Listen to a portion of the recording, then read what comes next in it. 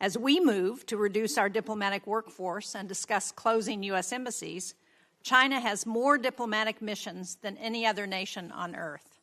And as the U.S. canceled PEPFAR, our most successful program fighting HIV/AIDS, China has been happy to replace our global health efforts across Africa and Asia. As this administration distracts from serious national security issues with threats against Panama and Greenland, Xi Jinping has welcomed Brazil's president and other Latin American leaders pledging more than $9 billion in investments.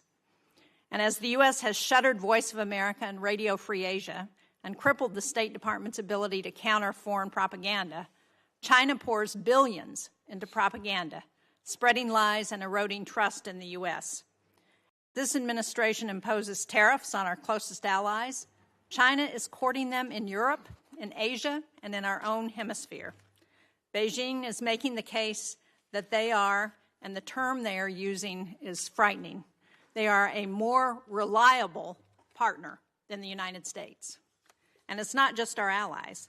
Xi has deepened ties with Putin, shielding the Russian economy from sanctions. Because of that, and because President Trump has given away our leverage, Putin doesn't feel pressure to agree to a ceasefire in Ukraine. And for all the administration's talk, for all Elon Musk's promises, according to reports, DOGE has not saved a dime. CBS News reports that the federal government has spent $200 billion more in its first 100 days than it did last year. And according to the Partnership for Public Service, DOGE's cuts might cost American taxpayers $135 billion this year. This is in addition to the costs to American families and businesses stemming from the president's trade war. I recently met with a New Hampshire company that provides ball bearings to the aerospace industry. They do a lot of their business with defense. Their lead time for steel has gone from 20 weeks to 2.5 years because of the tariffs on steel. We can't support our defense industry with a 2.5-year lead time on steel. According to the Yale Budget Lab, consumers face an overall tariff rate of 17.8%, which is the highest since 1934. That's $2,800 per household each year. And these tariffs amount to the largest tax increase during peacetime in U.S. history. 4 months ago, Mr. Secretary, you said we were going to be safer, stronger, and more prosperous. But whether it's President Trump's deals with the Sinaloa cartel to let cartel members into the United States, or watching masked agents abduct a Tufts college student, I don't feel safer. With Canadians canceling summer trips to New Hampshire and hurting our tourism industry, I don't feel more prosperous. And after traveling to Ukraine and visiting the graves of people who were massacred on the orders of a Russian president this administration has bent over backwards to please, I don't feel more secure. To your credit, Mr. Secretary, your trip and the statement from President Trump that he will be lifting sanctions on Syria was welcome news. And you've worked to restart some programs and grant waivers to others. But contrary to what we've heard, life-saving health and humanitarian aid is still not flowing in any meaningful way. My staff was just in Africa. We have photos of the empty shelves and closed-down clinics. We were promised a golden age for America, but instead our disease surveillance programs are down, our counterterrorism programs are in chaos, the ceasefire in Gaza has ended and fighting has begun again, and we have unilaterally disarmed against some of our most dangerous adversaries. You know, one of the things that I'll never forget in the past 4 months is my trip to Ukraine, where we stopped in Poland, which has been one of the most pro-American countries in the world. But because of the cuts and the stop work orders, we met with one civil society leader who was working with Ukrainian refugees. And he said to me, to the Codel, we always looked up to Americans. You were our trusted ally. My trust in America is broken.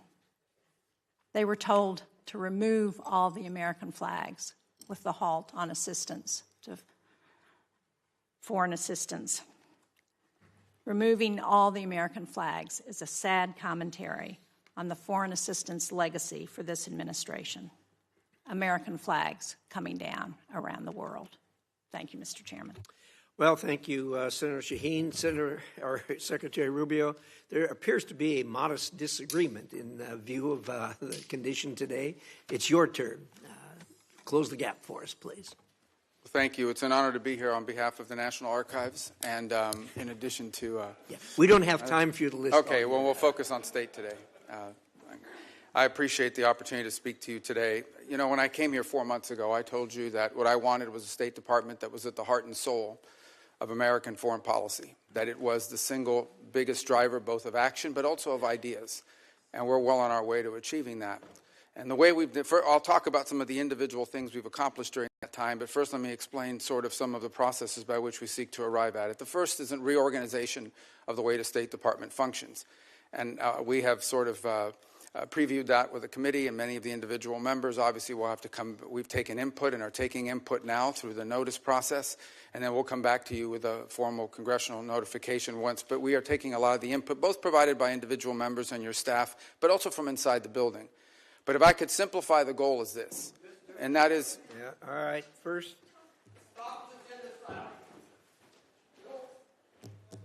Carry on. The goal is to drive power and action in our agency to the regional bureaus and to our embassies on everything we do. We want our foreign policy to be holistic. So, for example, we recognize that the set of factors, both in diplomacy and foreign aid in Guatemala or in Trinidad or in Jamaica, are going to look different than they may somewhere in Africa, somewhere in the Indo-Pacific region. And we want those decisions and the influence over those decisions to be made, to be driven to the regional bureaus.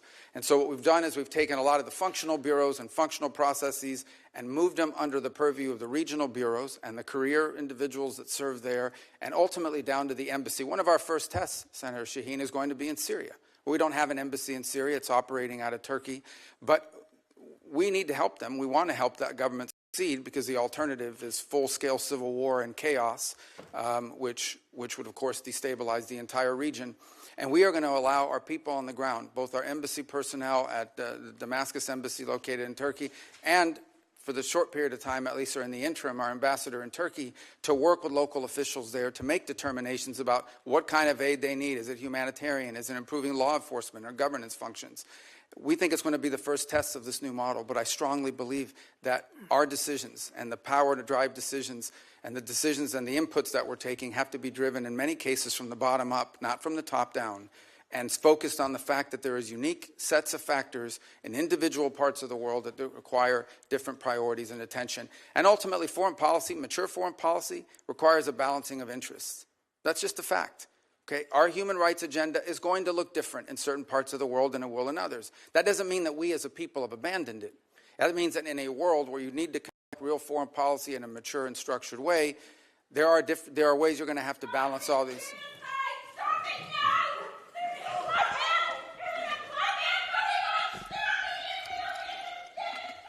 Actually, Senator Rubio, we're making progress. There's protesting in English now. Oh, remember that? Yeah. Remember last time. So we have to understand, and that's why we think it's so important that our regional bureaus be at the core and at the heart of everything we do. And so we feel good about that part of it. By the same token, I think critical to this are some of the reforms we're trying to make to foreign aid. And I said when I appeared before this committee, everything we do has to make us stronger, safer, or more prosperous. So we've undertaken a review of our foreign aid. And the reality is that there are many of these programs, some are good programs. Some make all the sense in the world, and we wanted to pursue those programs. Some of these programs make all the sense in the world, but frankly, on the priority scale, sense. I will say this, even with the reforms we put in place and what we're suggesting is changes to our foreign aid, we still will provide more foreign aid, more humanitarian support than the next 10 countries combined, than the entire OECD, and far more than China. China doesn't do humanitarian aid. China does predatory lending. That's what Belt and Road Initiative is. That's what all of their aid. They have zero record of doing humanitarian aid in the world. And frankly, they don't know how to do it. They have no interest in doing it. What they're very good at is going into some country, making you a loan, and then holding that debt over your head. And that's what they continue doing. By the way, you have to hire a Chinese company to do it. So I don't agree with this assessment that there's no evidence whatsoever that China has either the capacity or the will to replace the U.S. in humanitarian assistance, in food deliveries, or in developmental assistance for that matter. We provide development assistance. They provide debt traps. And that's a point over and over again around the world that we've made to it. Now look, anytime you undertake reforms of this magnitude that needed to be made, you're going to have hiccups and you're also going to have controversy. But these reforms had to happen. At USAID, 12 cents of every dollar was reaching the recipient. That means that in order for us to get aid to somebody, we had to spend all this other money supporting this foreign aid industrial complex. We're going to find more efficient ways to deliver aid to people directly, and it's going to be directed by our regional bureaus, and it's going to sponsor programs that make a difference, and it's going to be part of a holistic approach to our foreign policy. And I look forward to engaging with this committee and the appropriators as well, and ensuring that we get to the right place on that. My last point I would make, and this is something I am very proud of. I believe, and I'm not besmirching anyone else, but I believe that the approach we have taken at the State Department, and frankly at USAID, but at State Department, to move forward reforms that involved intake from all of our partners, that required input from people within the building. Many of the reforms we've made were driven by people inside the building, many of whom have worked there for 20 or 30 years. And now we are engaged with Congress, both in the House and Senate, in a comment period where we're taking many of your comments and are making changes to our organizational proposals that we look forward to bringing back to you with an official congressional notification. And even after that, there'll be an opportunity to move forward. But the State Department had to change. I'm telling you, it was no longer at the center of American foreign policy. It had often been replaced by the National Security Council or by some other agency of government, when in fact we have these highly talented people, many of whom have served in multiple posts around the world and have a holistic view of how foreign policy needs to be conducted, that were being edged out. Because you know what? When I get a decision memo early on at the State Department and they would hand me these memos, there were 40 boxes on this piece of paper. That means 40 people had to check off, yes, okay, before it even got to me. That's ridiculous. That takes too long. That's why people said, don't use State Department. They take too long and it's too cumbersome. And any one of those little boxes didn't get checked, the memo didn't move up the chain. That can't continue. We can't move at that pace in this world. Events happen quickly, and we have to be able to move at the pace of relevance. And so I hope to work with you in a productive way to make that possible. You're not going to like all the changes, but I want you to know what the intent of the changes are. It is not to dismantle American foreign policy, and it is not to withdraw us from the world. Because I just hit 18 countries in 18 weeks. That doesn't sound like much of a withdrawal. And I see some of these foreign ministers, including individuals from Ukraine, more than I've seen my own children. And I talk to them at least 3 times a week. We are engaged in the world, but we're going to be engaged in a world that makes sense and that's smart. And that isn't about saving money. It is about ensuring that we are delivering to our people what they deserve, a foreign policy that makes America stronger, safer, and more prosperous. Thank you. Thank you, Senator Rubio. We're going to do a round of questions. We'll go 7 minutes since we have a secretary here. And I'm going to start. One of the things that you mentioned, and admittedly, what we're dealing with here is a large number of subjects. I want to focus on one that Senator Shaheen and I have worked together on, and that's the Syria matter.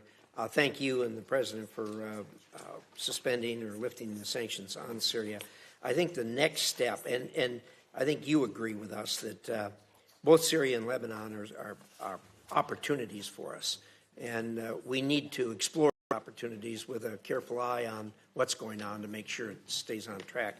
I think the next step, as far as I'm concerned, as far as moving Syria forward, is getting personnel on the ground there. And you and I talked about the possibility of opening the embassy.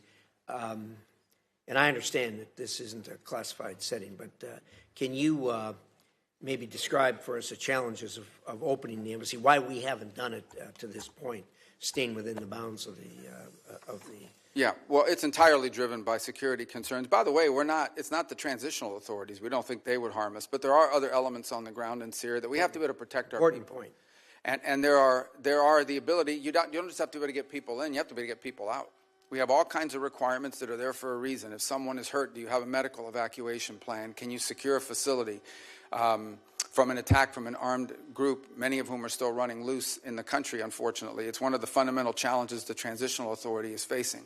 On the broader point of Syria, I would say when Syria, if you look at the history of the region, when Syria is unstable, the region becomes unstable.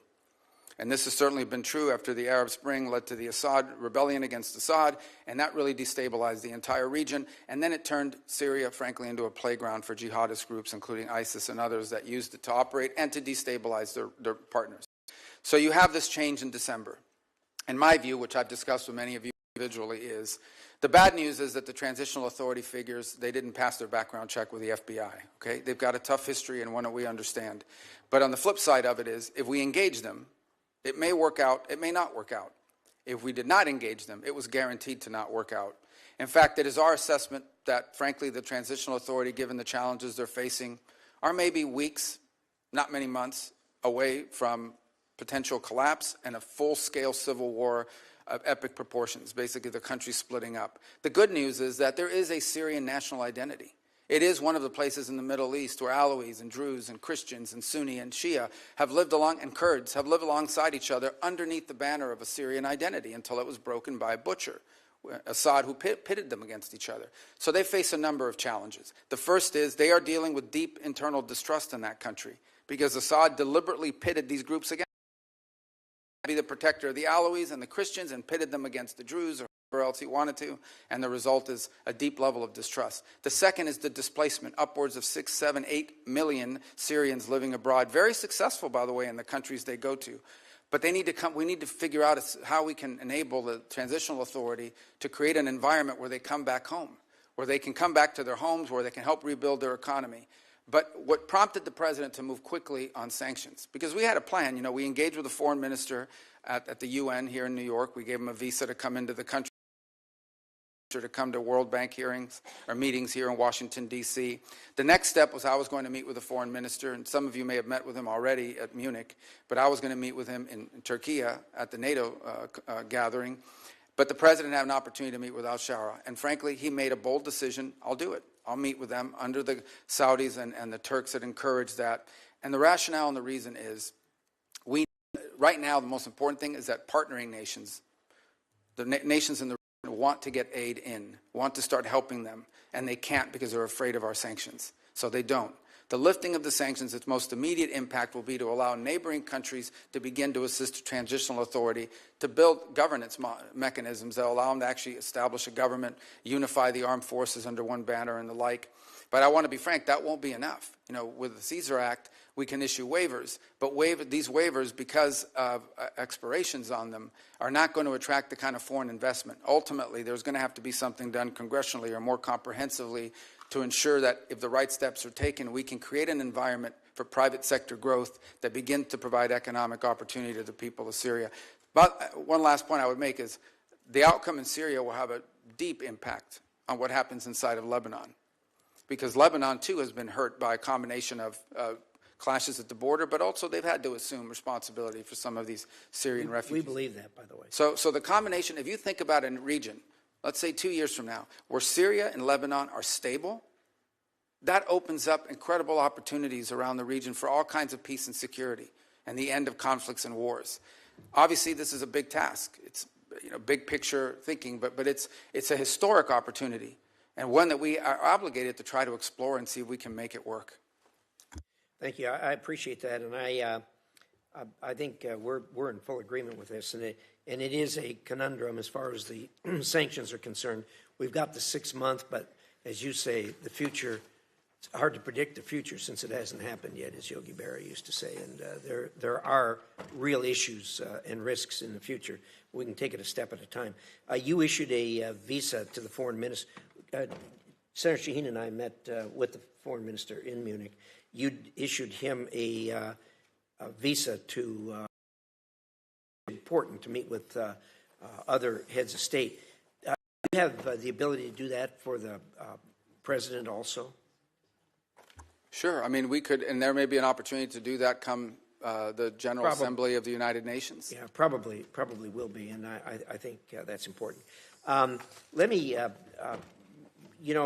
we do hear a lot of complaining and renting of garments over cuts here and there on our foreign assistance, but the number you laid out is absolutely stunning. that the United States contributes more to foreign aid than the next 10 countries put together. I mean, that's an absolutely stunning number.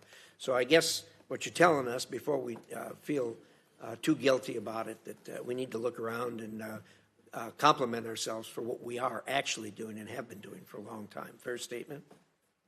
Yeah, there's no doubt, and we want to do it in a smarter, more targeted way.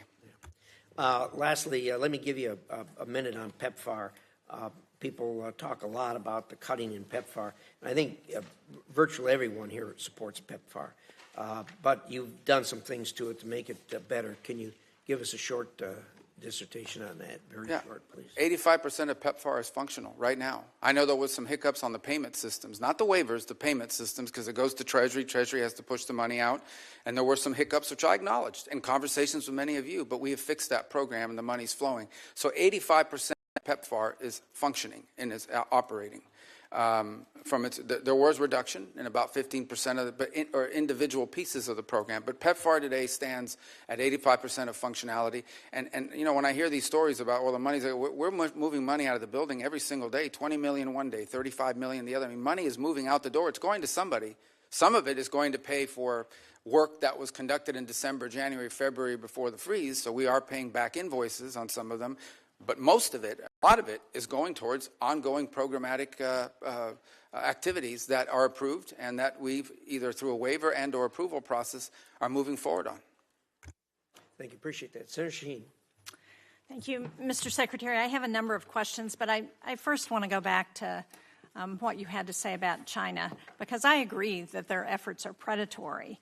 But I think somebody may be missing what they are doing. And for the record, I'd like to submit this fact sheet.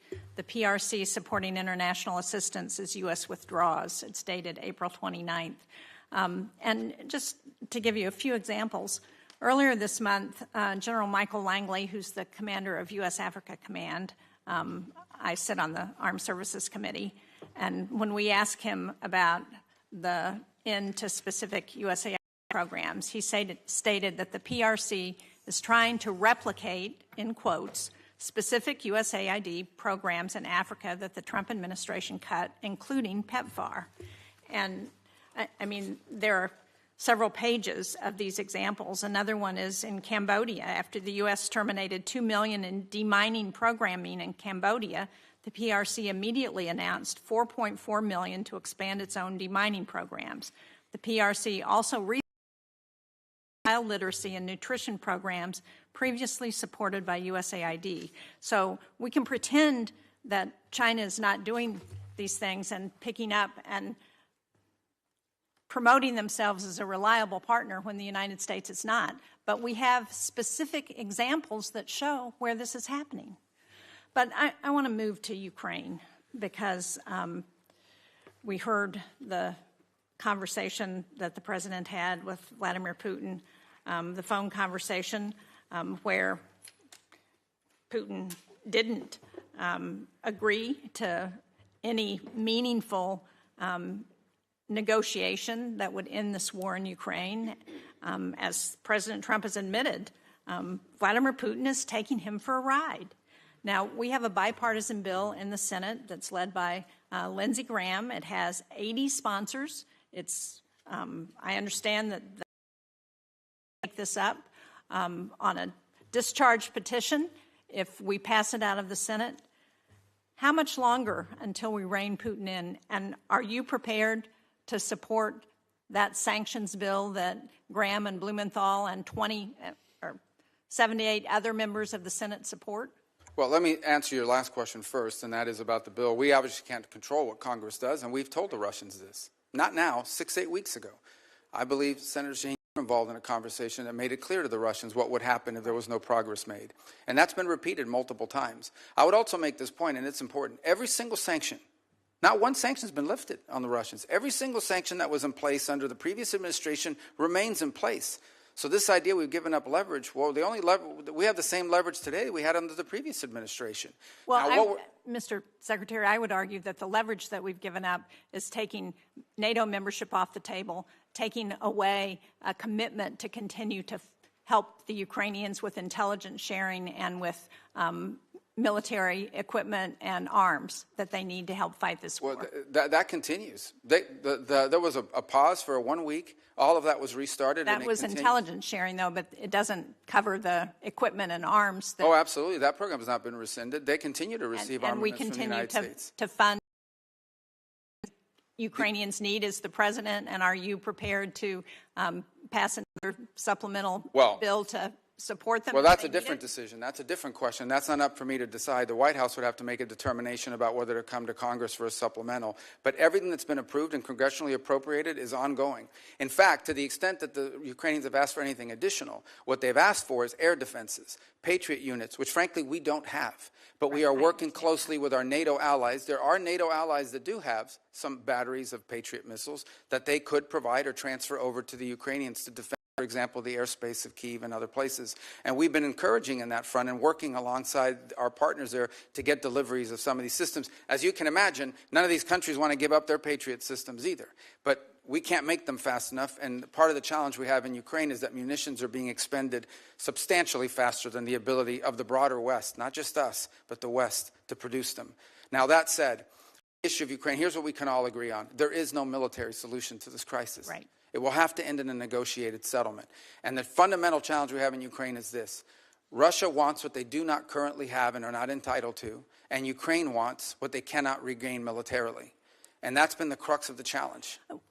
I don't disagree with that at one level, but on the other hand, what Vladimir Putin is doing now is playing for time, and he's playing this president like a fiddle.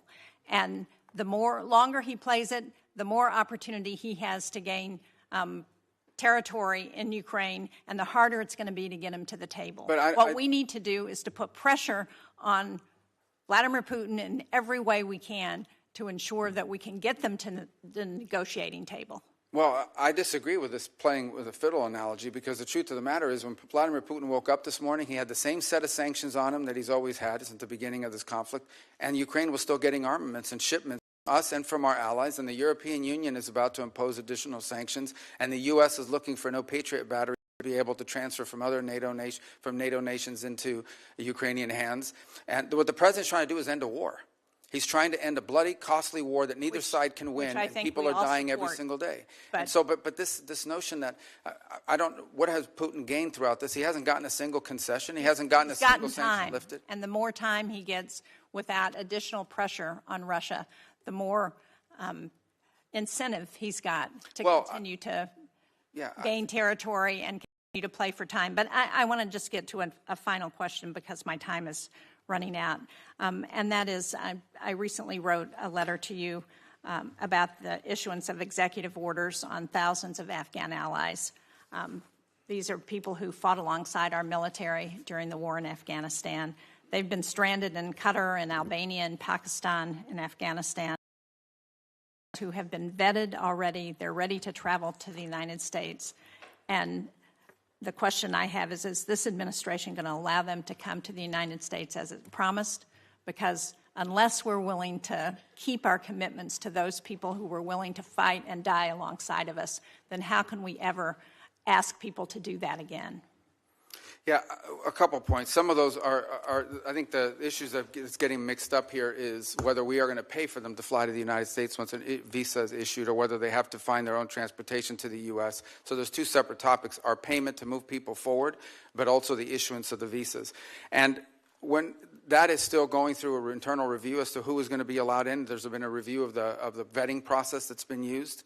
Frankly, there have been some errors found in the previous vetting process that we're concerned about, and I'm separating out from that audience people who we have closely vetted because we've been working alongside them for many years with regards to their service alongside our intelligence forces or special operators on the ground from the broader. Remember, they're also bringing dependents with them.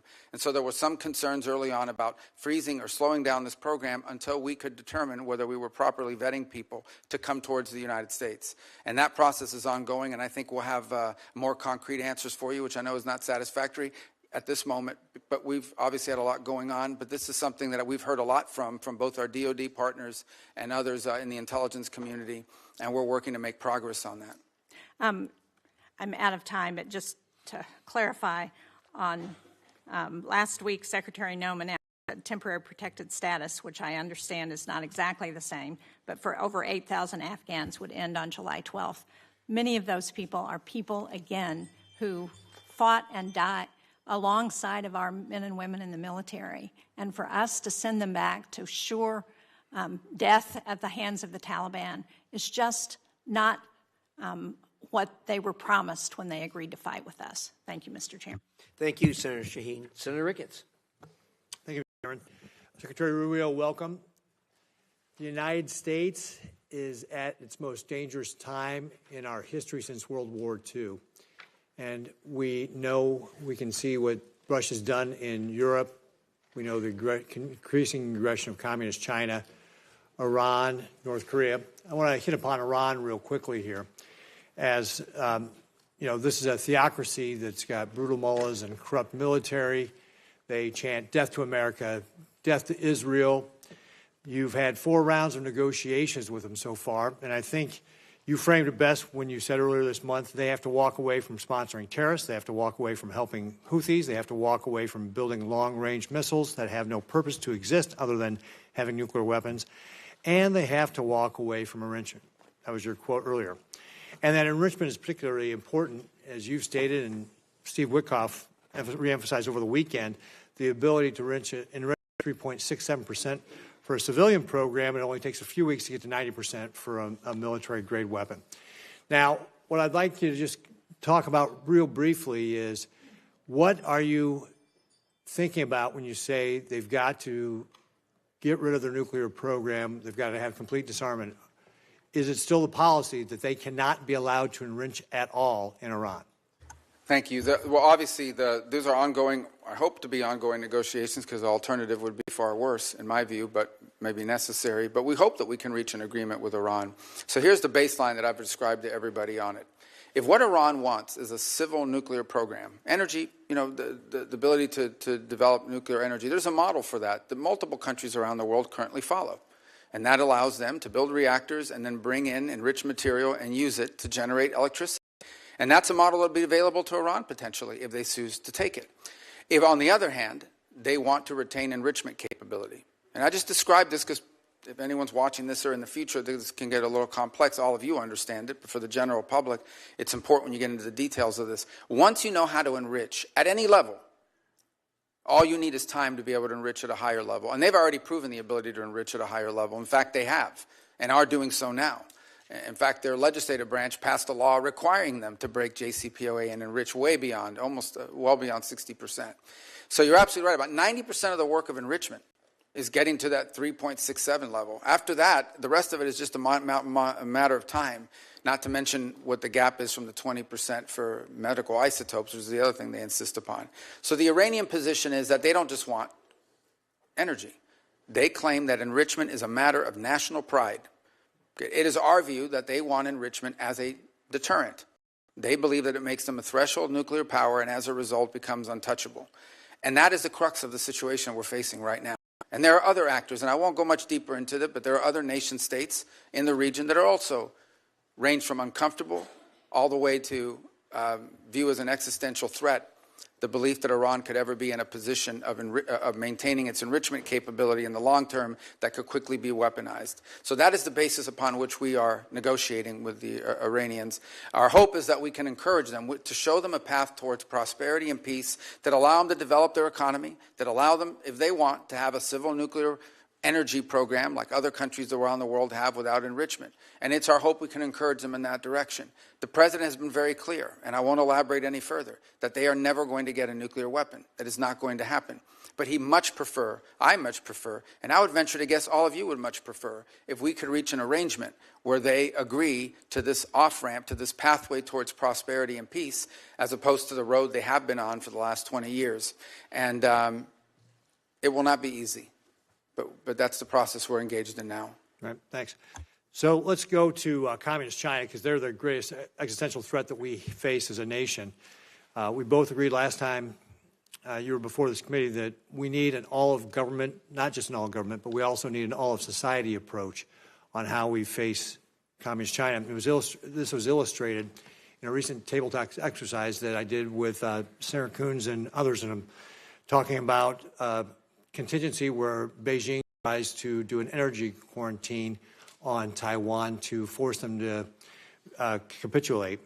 And obviously, unlocking Americans' energy is one of the ways that we can help counter this with LNG and biofuels, some of our strongest tools to be able to help our allies and partners. Cutting red tape, unleashing American energy in the private sector, we're positioned to be an energy supplier here of choice. But we need the infrastructure in place, and that includes having a West Coast LNG terminal. Can you talk a little bit about what you're thinking about when it comes to this type of contingency with regard to an energy quarantine in Taiwan and how the administration would approach that? Well, first of all, it would be devastating. The U.S., as you know, has agreements in place and assurances it's made on maintaining the status quo in that region, and those will remain viable without trying to be alarmist here. We know what those are, and we hope that never happens. But I think the broader issue that you touch upon, which I don't think is widely understood, again, members of the committee who follows this closely understand it, but more broadly, is the dangerous imbalance that has developed between China and the rest of the world on a number of fronts. The first is on access to rare earth minerals, which they have secured access rights all over the world on virtually every continent. They are predominant and or leading in their access. And it's one of the points of frustration that I have. You go to a country and you see how much money we've given in humanitarian aid, but when it comes to rare earth mineral rights and exploited, rights to natural resources, it's all on the Chinese side. So where's the connection between the aid we give to help countries survive and the fact that the Chinese are going in and somehow from these governments, bribery or otherwise, getting a hold of all these rare earth minerals and leases and contracts all over the place, not just in Africa, in Latin America, all over the place. The second is processing. They process all these rare earth elements.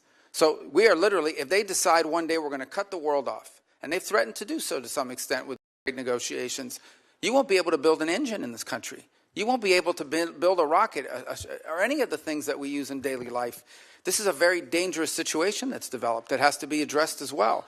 A lot of it will require domestic changes in our own country and building up our own domestic capabilities, for example, to refine rare earth minerals and to process, but also just to make things. Pharmaceuticals, another dangerous imbalance. We were, all this talk about them getting close to the Europeans, they're dumping on the European market. They're dumping electric cars. They're dumping all kinds of products because they're overproducing. They don't consume. So they dump all these products onto the European marketplace. But you know what the Europeans are very concerned about, the Italians in particular? They used to lead the world in pharmaceuticals, at least in the precursors and the key elements and the basic ingredients. Now the Chinese dominate 80-something% of that industry. They could cut off our medicine. So I think when you talk about energy, I could apply that to a host of critical industries in the 21st century. If we don't address that imbalance, which is what we're hoping to do with some of the trade proposals, but also domestic matters that the administration is taking on, we're going to be in real tough shape here very soon if we're not already. Thank you very much, Mr. Secretary. I see my time is up, but I look forward to continuing to talk with you about how we can create this all-of-society strategy to be able to fight back against Communist China, because you just laid out a lot of the things that, and we have to have a way to be able to push back on them so that they don't decide to try to take Taiwan by force or try to do an energy quarantine, which could lead to a war which would be devastating for everybody. Thank you, Mr. Chairman. Thank you. A sobering analysis of where we are on the supply chain. Senator Coons. Thank you, Mr. Chairman, Ranking Member. Thank you, Secretary Rubio. Look forward to 2 sessions together today. This afternoon, you'll be in front of the Appropriations Subcommittee. And I think there's going to be some themes across both of these. First, I think we all agree that China poses our single greatest geopolitical threat and that we have no choice but to deter China across the board and to outcompete China. Senator Ricketts and I just traveled to the Philippines and Taiwan and saw directly the challenges that we face there and regionally. And you've recently had some significant successes, the DRC, Rwanda, the avoidance of escalation in India and Pakistan, the opening towards Syria.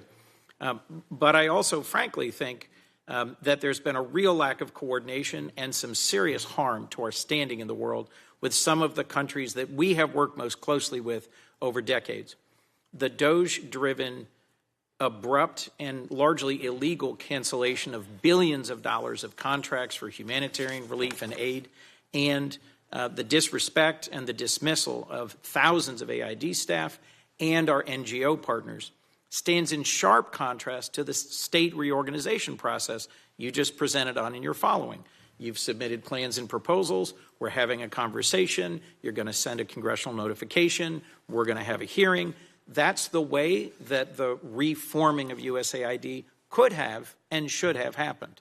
And so I just at the outset had to say, as someone who spent 15 years traveling the world, visiting both our partners and allies, looking at independent or semi-independent agencies like the MCC and the DFC and their role, and visiting NGO partners and the USAID, I reject the broad characterization of them by Elon Musk and Doge as criminals who were wasting taxpayer money.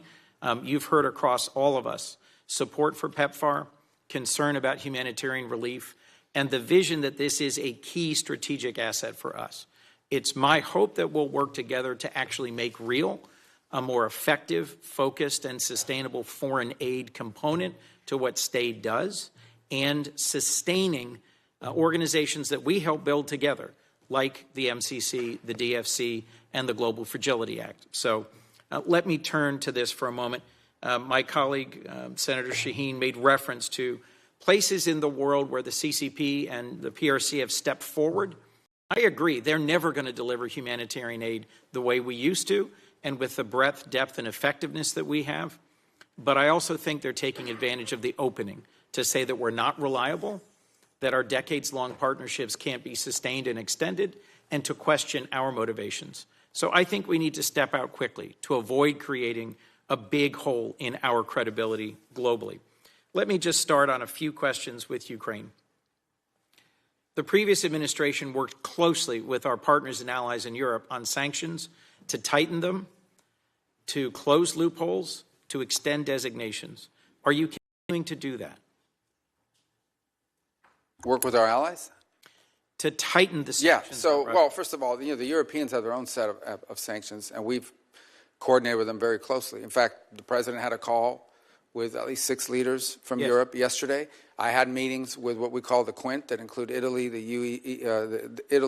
France, the UK, the Germans, the French. So we are in constant contact with them on the work that they're doing. And they're proceeding along their own route. And in fact, in our conversations in the past with the Russians, we made clear to them that the Europeans and ultimately will have to be at the table because they have their own set of sanctions that they're imposing. So the answer to your question is we have worked very closely with them. The president understands fully the options he has available to him, some of which are represented in the bill before the Senate. In the bill before the Senate that Senator Graham and others have led and that I co-sponsor, I think we have an opportunity to put more pressure on Russia and to push Putin to get to the table and to agree to a just and enduring peace. Do you support that sanctions bill? And do you think we should continue to arm Ukraine and to strengthen the sanctions against Ukraine in order to create the conditions for a real negotiation? Yeah, look, it may come to that point. If, in fact, it is clear that the Russians are not interested in a peace deal and they just want to keep fighting a war, it may very well come to that point. The president has made that in the past.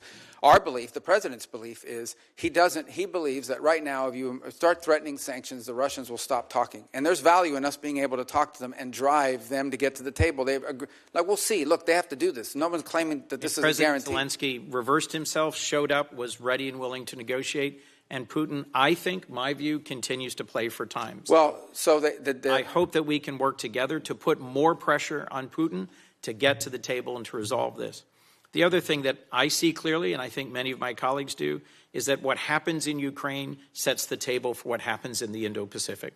That there's an increasing coordination between the Russians, the Iranians, the DPRK, and the PRC.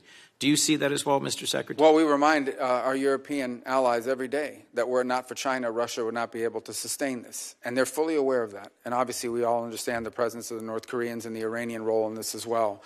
But by the same token, I would say there's a flip side to that, and that is every minute we spend, every dollar we spend on this conflict in Europe is distracting both our focus and our resources away from a potential for a much more serious and much more cataclysmic confrontation in the Indo-Pacific. So the answer is yes, they are related, but they're related both ways. They're related on the one hand by the precedent that it could set, but they're also related by the fact that every minute that we spend on this conflict that cannot be won by military means, every resource that's expended into it is money and time that's not being spent on preventing a much more serious confrontation from a global perspective in the Indo-Pacific. You made the point earlier that, in your view, we did not coordinate well enough between countries where we for decades had done humanitarian aid, disaster relief, public health work, and countries that ally with China in terms of resource mining and processing. One of the countries we visited was the Philippines. The Philippines is the most disaster-prone country on Earth. They have more typhoons, volcanoes, earthquakes than anywhere else, and they are a treaty ally of the United States. Yet we abruptly canceled a whole series of programs that provided disaster assistance, development assistance, and humanitarian aid. My hope is that we will work together to follow an appropriate and legal process to reform foreign aid and to align it with our values and priorities. I've long seen the MCC and the DFC as critical components in pushing back on what you correctly perceive as the PRC's extractive engagement with much of their region. What do you see as the future for organizations like the MCC and the DFC? And when we next speak this afternoon, I'll be pressing you on the America First Opportunity Fund and understanding how this nearly $3 billion Agile fund will fit into the picture for the future of aid. Yeah, on DFC, we don't control those two entities. They're independent. They're both undergoing a review. DFC, I think, has the opportunity to potentially even expand. That's not a commitment, but I'm telling you there's talk about that.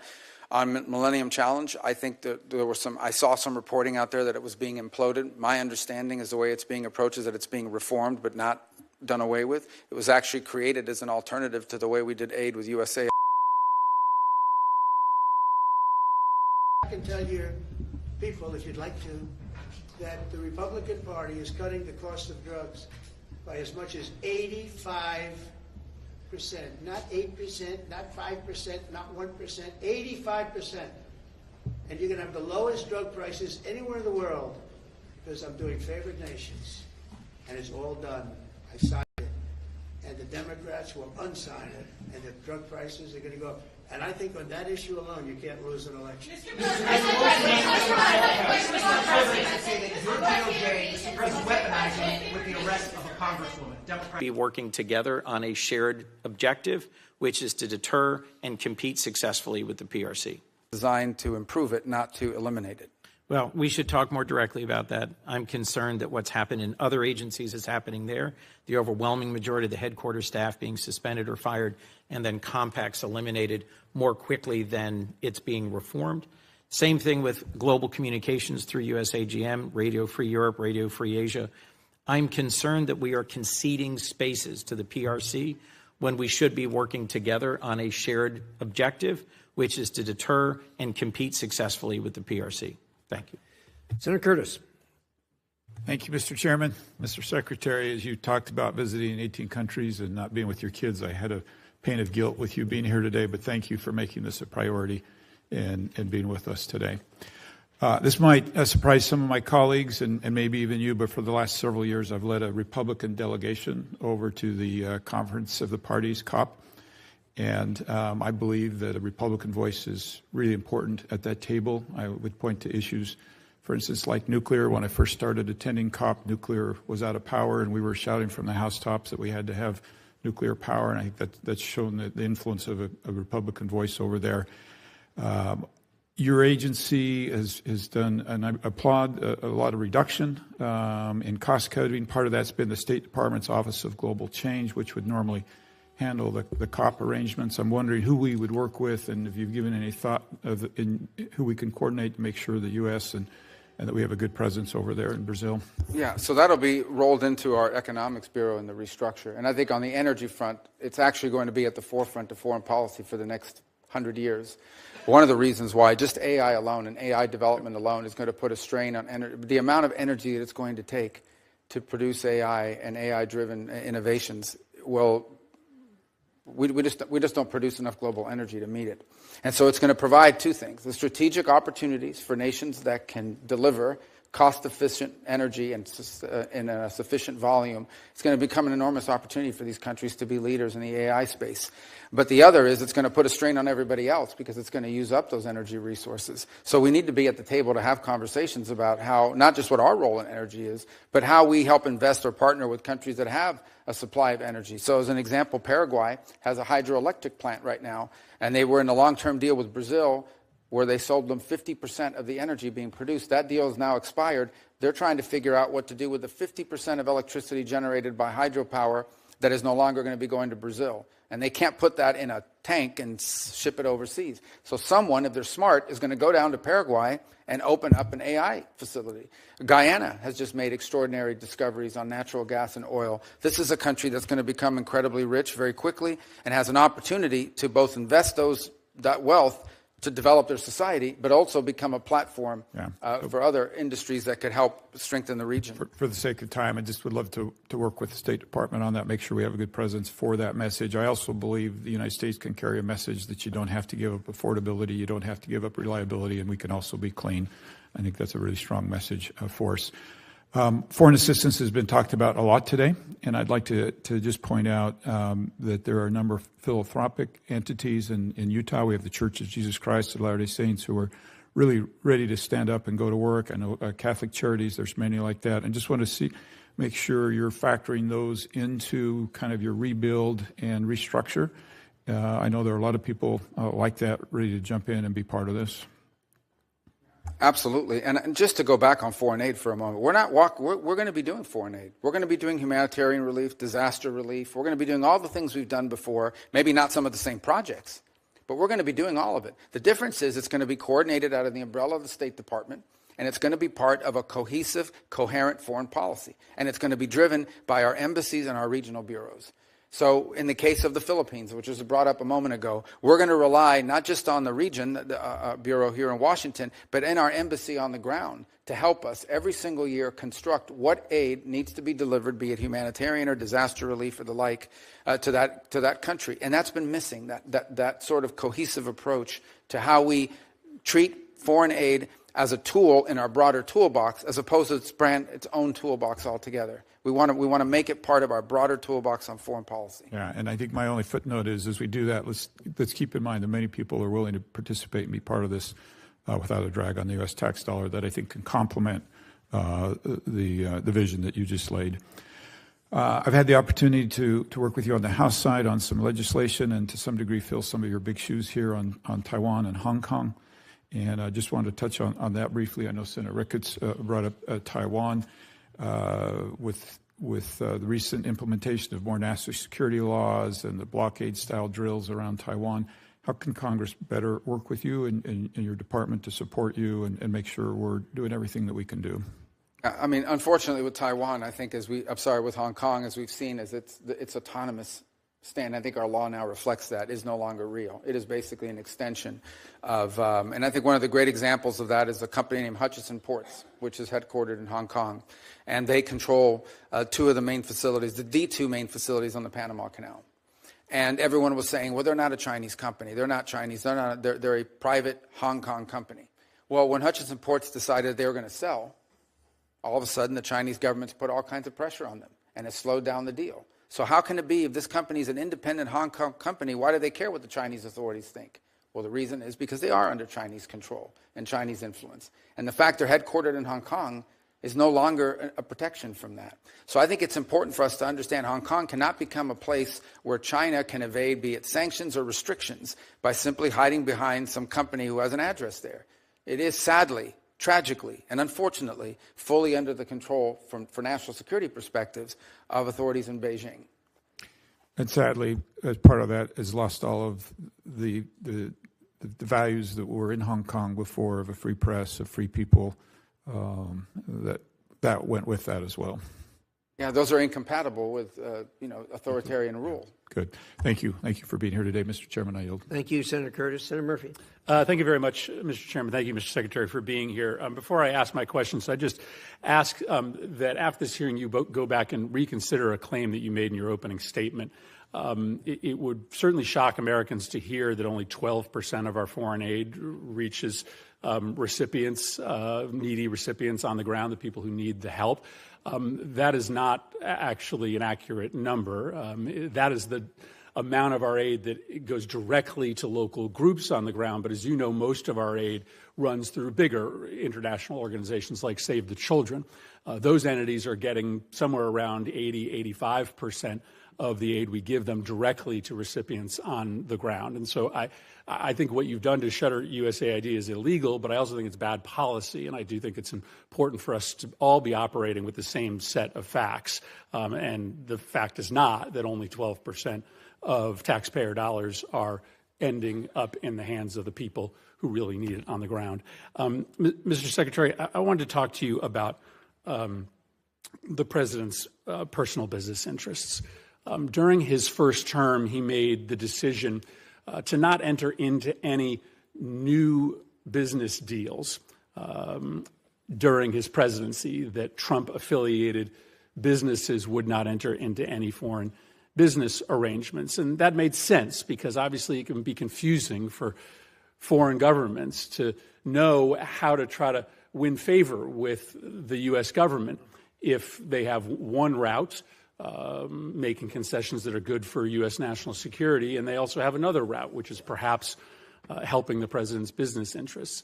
The president obviously changed that policy, and in this administration, his business interests are announcing new agreements and new investments into those business interests by foreign governments. And I think it stands to reason that creates a real problem for foreign policy, and it creates a problem for foreign governments in which they don't exactly know what the best way is to try to get on good terms with the U.S. government and with the White House. Is it to do what's right for American national security, or might it also be to do a business deal with the President of the United States or the entities that he controls? Just to clarify, when the President's businesses are engaged in negotiations, for instance, with the UAE on their stablecoin business, there was this big investment announced recently. You are not part of those negotiations. Those are being done by the president's family or those representing the president's business. Yeah, I'm not aware the president's involved in managing any business. He's other than the presidency of the United States. His family is allowed to make business deals. They continue to operate the enterprises that his family ran. I also don't accept the notion that these deals, that, for example, in Saudi Arabia or the UAE or Qatar, had anything to do with the president. For example, the Qatar bought $200 billion worth of airplanes from Boeing. The president's not as far as I know, not a shareholder, certainly doesn't own Boeing. So the overwhelming, if you look at the deals that were structured, they were involved in investments in the United States. That's the deals he signed, and or investments in, for example, the UAE or Saudi Arabia involving artificial intelligence. UAE did announce a massive investment in World Liberty Financial, and World Liberty Financial is controlled by the president. And the president does actively engage in these businesses. He uses his social media to market the businesses that are being run by his family. I mean, just go on to his social media feed and you will see him marketing his meme coins. So that is the president of the United States. That is not his son's doing. But that, just to be clear, that was not part of this. That was not an announcement as part of this trade visit that was conducted into the Middle East. Well, whether or not it was made during the time the president was there are obviously business deals being done between Trump entities and these countries. Let me ask you about the one that is probably most confusing to this committee, which is the planned gift of a plane to either the United States government or the president. Is it your understanding that this luxury plane that Qatar has offered the president, and the president has announced he is willing to accept, is a gift to the United States government, or is it a gift ultimately to the president himself that he can use in his library? Well, you'd have to talk to the Department of Defense, because this is a replacement or at least a temporary bridge plane for Air Force One, the new Air Force One, which is way off its delivery schedule. And so that would have to be with the Air Force. They operate Air Force One. My understanding of it basically has been from the very beginning that this is a plane that was identified after talking to Boeing about what other planes around the world would fit the bill that are out there that could be used now. They identified the ones the Qataris had as an opportunity for one, and as a result, or the UAE had as opportunity for one, and that's how that. It's not your understanding that the plane ultimately will belong to the president or to the president's library after. Well, I'm not involved at that level of it. I've never heard that before. What I've heard is that plane will replace Air Force One, which is an Air Force plane. Let me ask you about the dinner that's happening this Thursday night. The president has offered access to him to the 200 top purchasers of his meme coin. Reports are that maybe about half or more of those individuals who will be meeting with him, many in a VIP reception, are foreigners. Do you have a list of those foreign individuals who will be meeting with the president? I don't. I don't know anything about. I didn't even know there was a dinner on Thursday night, so I'm not sure what you're referring to. So you don't know whether any of the foreign individuals who are going to be meeting with the president this Thursday night, for instance, are on our list of sanctioned individuals, or whether any of those individuals have connections to, let's say, terrorist organizations abroad? Well, I think if they had terrorist links, the Department of Homeland Security probably would not have allowed them into the country. But I don't even know there is a dinner on Thursday. You're asking me about something I don't know about. Well, but listen, this is a dinner that the president is having. It is likely going to involve some very significant foreign interests. You have to be pretty wealthy in order to be able to get inside this dinner. Isn't that a relevant question for the Secretary of State? I'm not the social which foreign secretary, interests are going to be speaking to the president? I mean, it's kind of naive to believe that they aren't going to be in that room talking about national security matters. Well, I don't think that that's the case at all, because I would be aware if it was the case. The truth of the matter is I interact with government officials and others and governments of other countries. That's what I don't say. You're asking me about a dinner I don't know anything about. I can't answer you because I don't know anything about this dinner. It's the first I heard of it. Like I said, I don't keep the president's social schedule. It's not on my phone. It's not in my pocket. I don't even know. I can't comment on a dinner I know nothing about. Yeah, I think that represents a real problem for this committee, because there is clearly a way around the State Department for foreign individuals of significant influence and wealth to be able to directly lobby the president of the United States. But I don't think your that's answer fair. is that you don't know this is happening. Well, I don't know that there's that a dinner. in and of itself is. I don't know that there's a dinner, and I don't know what the guest list is. But I can tell you, I've run into the president of FIFA from the World Cup. He's here all the time. I see him. He's a private individual. It's not a government entity, and he's met with the president and is friendly with the president. He doesn't have to go through me to meet with the president. The president has relationships and friends and people he's known for a long time. Some of them are foreigners. That's not unusual. Yeah, but you're asking me about a specific dinner and implying nefarious impact. I can't comment on a meeting on with a the president. I think you should probably endeavor to get your hands on the list to make sure that there aren't individuals there who are perhaps contravening national security interests that the I don't Department think of State I don't have any concern about that. Ultimately, I don't have any concern that the president having dinner with someone is going to contravene the national security of the United States. Thank you, Mr. Chairman. Thank you. Senator Kaine. Thank you, Mr. Chair. Thank you, Mr. Secretary. In response to an earlier question, you sort of posed a question back. What is one thing that has happened during the Trump administration that has strengthened Vladimir Putin's hand in Ukraine, mentioning that the sanctions were still in place? I just would like to introduce for the record an article dated February 28 from NBC News titled, "State Department Terminates U.S. Support of Ukraine Energy Grid Restoration." That'll be entered in the record. I was in Ukraine the day after the Palm Sunday bombing in Sumy and spoke to USAID staffers who'd all been riffed. They're going to be laid off either in the middle of the summer or early September. I'm aware that that's subject to litigation. But they talked about the fact that the grant cancellation canceled a grant that USAID had in place, hundreds of millions of dollars, that has been used repeatedly to restore the Ukrainian energy grid after attacks by Russians. I could give other examples. That is the one that is most present on my mind since I was just there. Mr. Secretary, I want to ask you about the program. It's the United States Refugee Assistance Program. And this is a program that state is the manager of, but together with other cabinet secretariats, DHS and HHS. State plays the lead management role. And it is how to manage the U.S. refugee assistance programs in tandem with contractors who help the United States on that. By an executive order on the first day of his presidency, President Trump paused all refugee programs and has canceled contracts to the agencies like the U.S. Catholic Church or Lutheran Refugee Services or HIAS or Church World Services who've been resettling refugees. Those programs are paused. There's litigation about it, but as far as I know, the United States is not, or the administration has not withdrawn the executive order. So there's essentially from this administration no refugee programs for anyone except.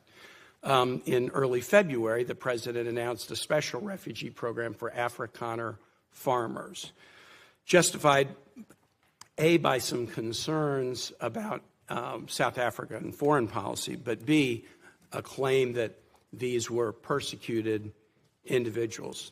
So right now, the U.S. refugee program allows a special program for Afrikaner farmers, the first group of whom arrived at Dulles Airport in Virginia not long ago, while shutting off the refugee program for everyone else. Do you think Afrikaner farmers are the most persecuted group in the world? I think those 49 people that came certainly felt they were persecuted, and they've passed every sort of check mark that had to be checked off in terms of meeting the requirements for that. They live in a country where farms are taken and land is taken on a racial basis. Okay. Do you think they're more persecuted than Uyghurs or Rohingyas, or more persecuted than political dissidents in Cuba or Venezuela or Nicaragua, or more persecuted than those who would be threatened should they be returned to Afghanistan by violence by the Taliban? Well, the problem we face there is the volume problem, okay? If you look at all the persecuted people of the world, it's millions of people. They can't all come here. And we had refugee programs. So why prioritize Afrikaner farmers? Well, because it's a small subset. It's a new issue, and the president identified it as a problem and wanted to use it as an example. But that's different from having these refugee programs that were basically spending money to put people up in communities and accommodate them, and it was acting as a magnet. Millions of people enter this country illegally, and today the border is sealed. Let me challenge you, and I'm just going to say for the public, if you want to understand about the, quote, persecution of Afrikaner farmers, go look at the composition of the South African government. Since July of 2024, there's a government of national unity, and the opposition party to the ANC, the Afrikaner Party, the Democracy Alliance, is part of the governing coalition. They joined the governing coalition a year ago, and the leader of that party was given the remit of Agriculture Minister, John Steenhuisen. He is the leader of the former Afrikaner Party, still widely representing Afrikaners. He is the Minister of Agriculture in South Africa right now. I assert that this claim that there's persecution of Afrikaner farmers is completely specious. Are you aware ever during the apartheid era in South Africa did the United States establish a special program to allow South African blacks who were treated as second-class citizens in the apartheid program, a special program so they could claim refugee status in the United States? No, because I was probably in 9th grade or 8th grade at the time. Well, then I don't expect you to know. I'll just tell you, never has there been a program, a special program for Africans to come in as refugees to the United States. We've allowed special programs for people being persecuted for their religion, Soviet-era Jews. We've allowed special programs for people fleeing from communism, Cuba, Vietnam, the Soviet Union. We've never allowed a special program to allow Africans into the United States in an expedited refugee status until now. Afrikaner farmers living in a nation governed by a government of national unity that includes the main Afrikaner Party. And actually, an even more right-wing Afrikaner Party is also included in the coalition government. Now, would you agree with me, Mr. Secretary, that if we're interpreting the statutory phrase, a well-justified fear of persecution, we should try to do that in an even-handed way? I think we should try to do that in the interest of the national security of the United States. So okay, I agree with you too. We should.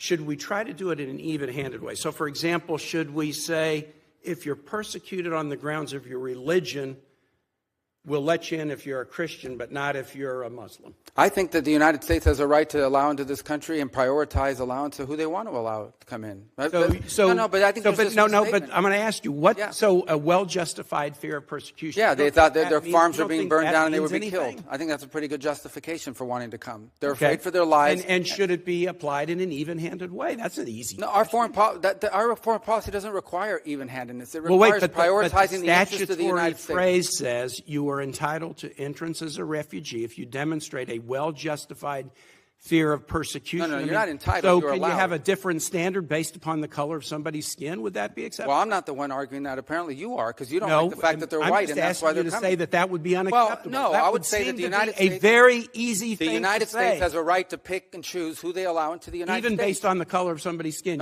You're the one that's talking about the color of their skin, not me. These you're are people refusing whose farms to were being burned down and they were be killed because of the color of their skin. Well, Well, you've demonstrated enough because you think anyone should be allowed into this country for any reason because they met a certain criteria. Who has said that? We are going to prioritize people that come into our country on the basis of what's in the interest of this country. That's a small number of people that are coming. Well, in you that said particular said case. this weekend that but there in would other be more. cases, it's harder to vet. In other cases, it's more difficult. And by the way, the United States admits people every year. 1 million people come to this country every year legally. 1 million and people now a year come to this there country is legally. one group no of other people that country in the have world an is nearly as easy generous. pass into this country. For the first time, this administration has said Afrikaners get an easy pass and refugee programs for the remainder of the world are shut off. And you can't say to the American public that we should apply this statute in an even-handed way. No, I think it should be applied in a way. No, you shouldn't be shocked. It should be applied in the national interest of the United States. Our immigration policy should be based on the national interest of the United States. Period. End of story. If there is a subset of people that are easier to vet, who we have a better understanding of who they are and what they're going to do when they come here, they're going to receive preference, no doubt about it. There are a lot of sad stories around the world. Millions and millions of people around the world. It's heartbreaking. We cannot assume millions and millions of people around the world. No country can. So you have to have a process of deciding who do you prioritize, who do you allow in. We do it all the time. We do it in our immigration system now under our current laws. Unfortunately, it's primarily based on family connection and not on what they're going to contribute to the society from a merit standpoint. That should be changed, but that'll require statutory changes. But the bottom line is this notion that somehow we have to accept anyone who wants to come to the United States is absurd. No country in the world has an immigration policy like that. And no one is arguing that we should. I yield back, Mr. Chair. Thank you very much. Senator Daines. Secretary Rubio, it's great to see you here today. Very proud of what you're doing in your role. Grateful to call you a friend and to watch what you're doing now around the world with working on implementing the President's agenda.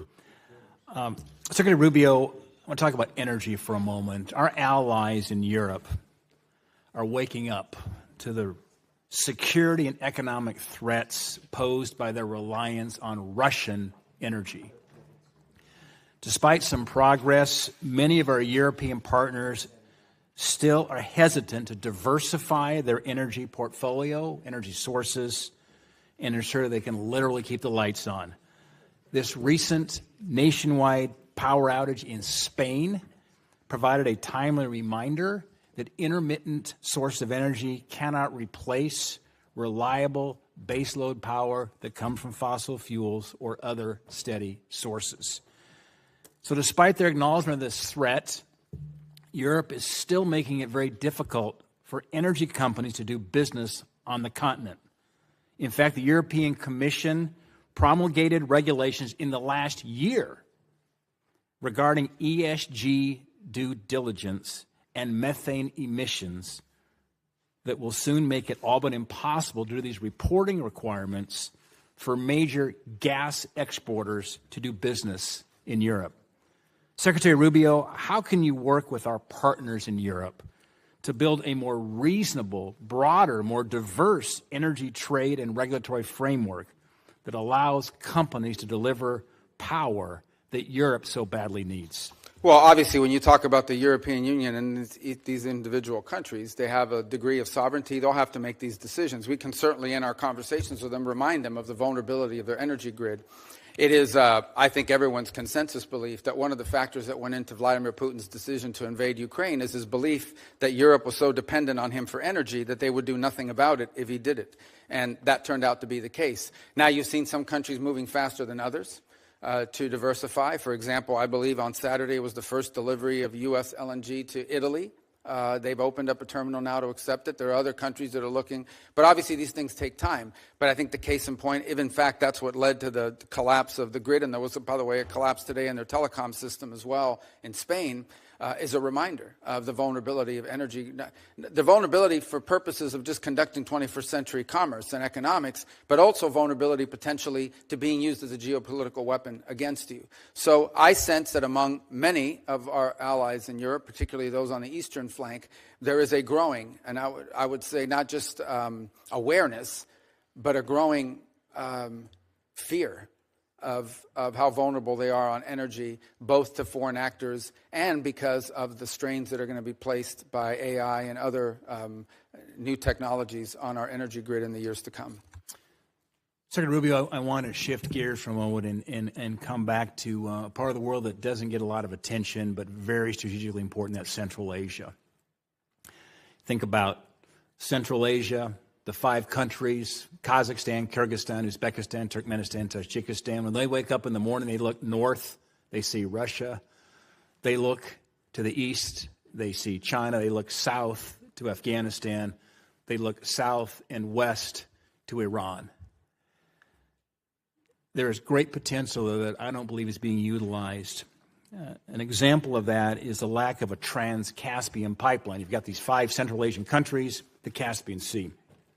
20 miles is all that's needed right now for an interconnector to basically connect Turkmenistan into Azerbaijan and then into the network the gas line pipeline, certainly throughout Europe. It's just 20 miles for that interconnector. Turkmenistan has the 5th largest reserves of natural gas in the world. Huge potential, and obviously with their neighbors of China and Russia and Iran, getting that gas out is a challenge, but there's a path forward through the Caspian Sea. Mr. Secretary, do you believe that completing that 20-mile Caspian interconnector would be in the best interest of the United States and our allies?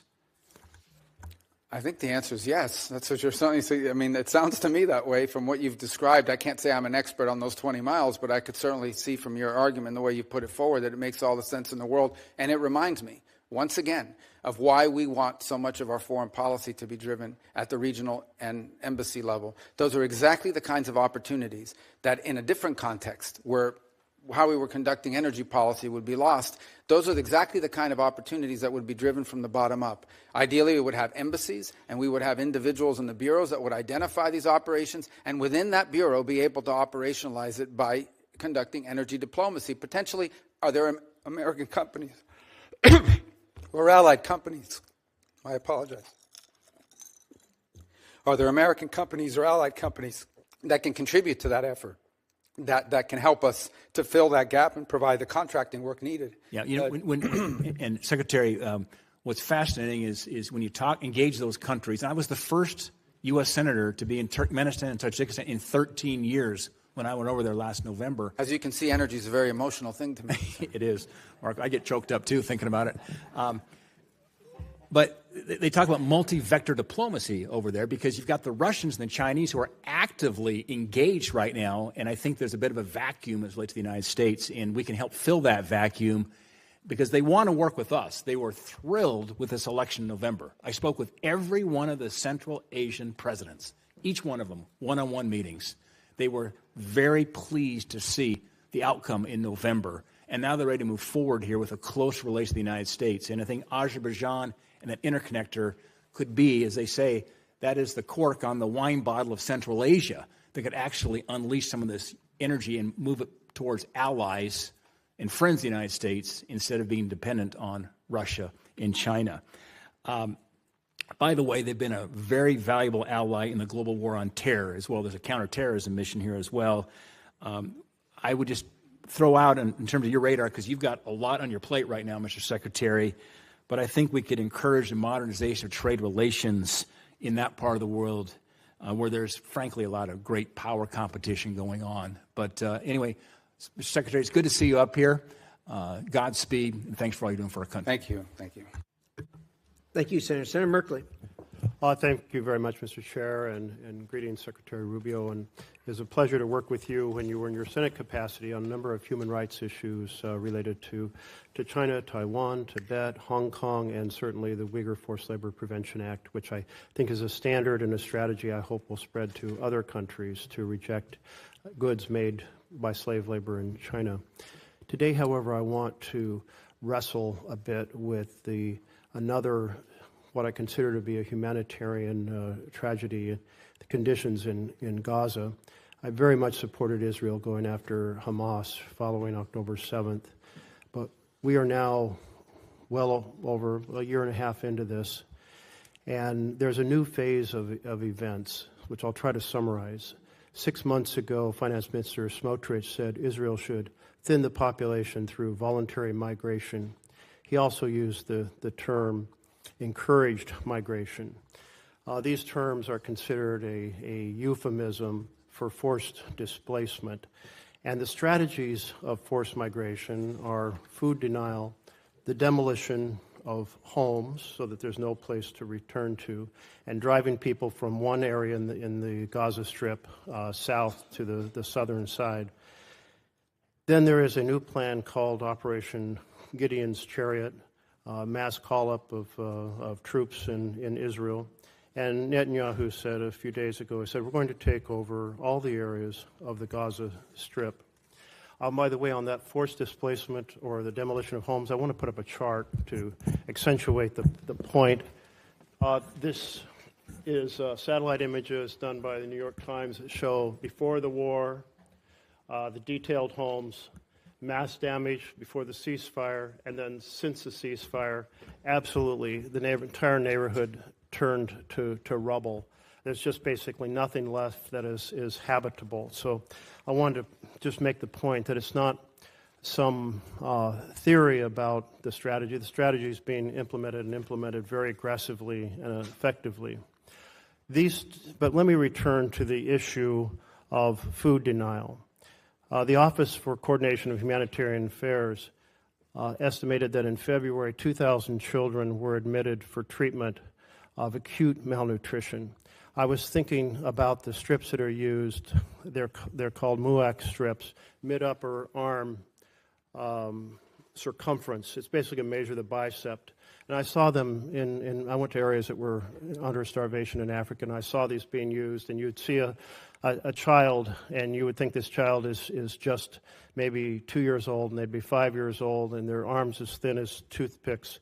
And I was struck when a UN health representative returned and said, and I quote, "I've seen them in the wards," referring to the hospital wards, "a child of 5 years old, and I thought he was 2 and a half. So Ulcha said 2,000 children, acute malnutrition. That's a nice way of saying we're starving. In March, there were 36 children admitted for acute malnutrition. The denial of food the blockade began March 2nd, so the numbers are undoubtedly up much higher in April and now into May. The World Health Organization reported a couple days ago that 57 children had died from the effects of malnutrition. That blockade shows signs of being changed. Netanyahu has made some public comments. He said, "We will not stand by." "We cannot reach a point of starvation for practical and diplomatic reasons."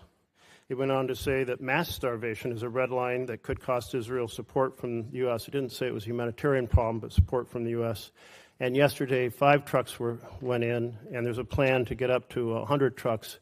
But 5 trucks is 1% of the amount needed for daily food supplements, and 100 trucks is still only 20% in an area that's already extremely hungry. This has led Canada, France, and Britain to say we cannot stand by while the Netanyahu government pursues these egregious actions. The level of human suffering is intolerable. So I guess my question here is the U.S. is a very close ally to Israel, both in military, security support, certainly in economic support. Is the administration conveying to the Netanyahu government that encouraging migration through food denial is an unacceptable strategy? Well, let me say I won't discuss, obviously, for many different reasons, what we share with our partners and allies. But I will walk you through some of the steps you've rightly outlined, what has happened over the last... It's not too long a speech, because I'm really trying to get where our administration is standing. Well, I'm still trying to get the Senate out of me, so I still talk longer than I should, so I'll be more brief. I'm going to have to reclaim some time, but go ahead, try to keep it very... Well, you want me to answer? I do want you to answer, but hopefully answering the question is pretty simple. Does the U.S. consider this an acceptable strategy of encouraging migration? Well, I would say that we were pleased and to see that aid is starting to flow in again. I understand your point that it's not in sufficient amounts, but we were pleased to see that decision was made. I understand another 100 trucks are behind that and maybe more in the next few days. I'll also tell you that I met in Rome 3 days ago with the World Food Program to walk through some of the ideas and plans they had for distribution on the ground. And ultimately, the answer here is for this to end, hopefully with the elimination of Hamas, because the people of Gaza deserve a more prosperous, peaceful future, which they'll never have as long as Hamas exists. Well, thank you. That was brief and well done. Thank you. So then the second part of this is the systematic destruction of remaining homes as a way to make it impossible for people to stay in Gaza. Does the U.S. discourage that? Is it discouraging the Netanyahu government from continuing that strategy? Well, we don't view that that's their strategy. We understand that they are targeting elements of Hamas, is what they have claimed and said to us and to the world, that they believe that they need to root out the remaining elements of Hamas, who, by the way, have been an impediment to multiple ceasefires that I know have been negotiated and even agreed upon by Hamas external and then vetoed by Hamas internal. Is the U.S., it sounds like then, therefore, we're not concerned about that, or you characterize it differently. There has been reports of the administration working behind the scenes to develop a plan to help deport Gazans to Libya. Have you been involved in any discussions related to deporting people from Gaza, Palestinians in Gaza, to Libya? No, there's no deportation. What we have talked to some nations about is if someone voluntarily and willingly says, I want to go somewhere else for some period of time because I'm sick, because my children need to go to school or what have you, are there countries in the region willing to accept them for some period of time? But those would be voluntary decisions by individuals. Well, if there are voluntary decisions because there is no clean water, there is no food, and bombing is all around you, is that really a voluntary decision? Well, ultimately, that's the point, right? And that is you don't want people trapped there. They may want to come back. They may want to live there in the future, but right now they can't. And if there's some nation willing to accept them in the interim period, yes, we've asked countries preliminarily whether they would be open to accepting people, not as a permanent situation, but as a bridge towards reconstruction. Does that include Libya? I'm not aware of Libya. Thank you. I will just summarize since my time is up. I think the U.S. has a moral responsibility to fiercely convey to the Netanyahu government that using food as an instrument of war is unacceptable. It's a violation of international humanitarian law. It's mass punishment. We have now children who are dying, and while Netanyahu has said he doesn't want to see mass starvation, he's drawing the line at mass starvation, but we're seeing real starvation right now, and I think we owe it to our connection and our close relationship to Israel to powerfully convey the importance of not just 5 trucks a day like yesterday or 100 trucks a day, but enough food to end the starvation. Is that a policy you can get behind? To ultimately rebuild and provide people a future in Gaza? To get behind enough trucks to end the starvation. Yeah, we've made that point. Look, I think ultimately, I don't think you would have seen the events of the last couple of days without our engagement, the engagement of others. Israel remains a strong ally. We're supportive. We understand why, for their security, Hamas cannot exist. We are also very happy to see that they have allowed aid to begin to flow, and we hope that that will continue. Concluding comment, Mr. Chairman, and thank you for your tolerance. It's an important topic. Netanyahu did say he was responding to remarks and pressure from American politicians. I assume that's the administration saying that America cannot accept mass starvation, but I would encourage you to push not for 5 or 100 trucks, but enough food to end the fact that children are starving and adults are starving, innocents are starving. Our close relationship, we need to end it. Senator McCormick. Thank you, Mr. Chairman, Ranking Member Shaheen, and Secretary Rubio. Good to see you. It's always great to have you here. let me start with Iran. I'm deeply concerned, as I know you are, about Iran's nuclear ambitions, and I agree wholeheartedly with President Trump's view that there must be complete dismantlement of Tehran's nuclear enrichment capabilities. A key flaw, as you know, in the JCPOA was its failure to address Iran's support for terrorist proxies. And we've seen the horrific results of that. What assurances is the administration seeking from Iran on its support for terrorist proxies as part of the negotiations? Well, interestingly enough, the negotiations initially have been focused entirely at this point, although obviously we're aware of their sponsorship of terrorism in the region, including the Houthis and Hezbollah and other groups such as this, the militias in Iraq, and their efforts to get back into Syria. Right now, the focus at this point of this has been their enrichment capability, and they're insistent on enrichment capability. Ultimately, I would say that if, in fact, we have sanctions that are related, things such as sanctions that are related to the sponsorship of terrorism and their violation of weapons conventions and the like, their long-range munitions, those sanctions will remain. If those aren't part of the deal, then the sanctions will remain as a result of that. But initially, I could say that the focus of the conversations over the last few weeks with Mr. Witkoff and the Iranians has been on this enrichment matter, which is by far the sort of the core and most critical matter. As you know, the Iranian position is that they have a right to enrich as a matter of national pride, and our view has consistently been that they can have a civil nuclear program without an enrichment capability, and that an enrichment capability, in fact, would be weaponized at some point in the future, or could be weaponized, and that's a threat that cannot be accepted. Good, thank you. On Syria, I know that many of us are eager to work with you on implementing the President's plan to lift sanctions and protect key U.S. priorities.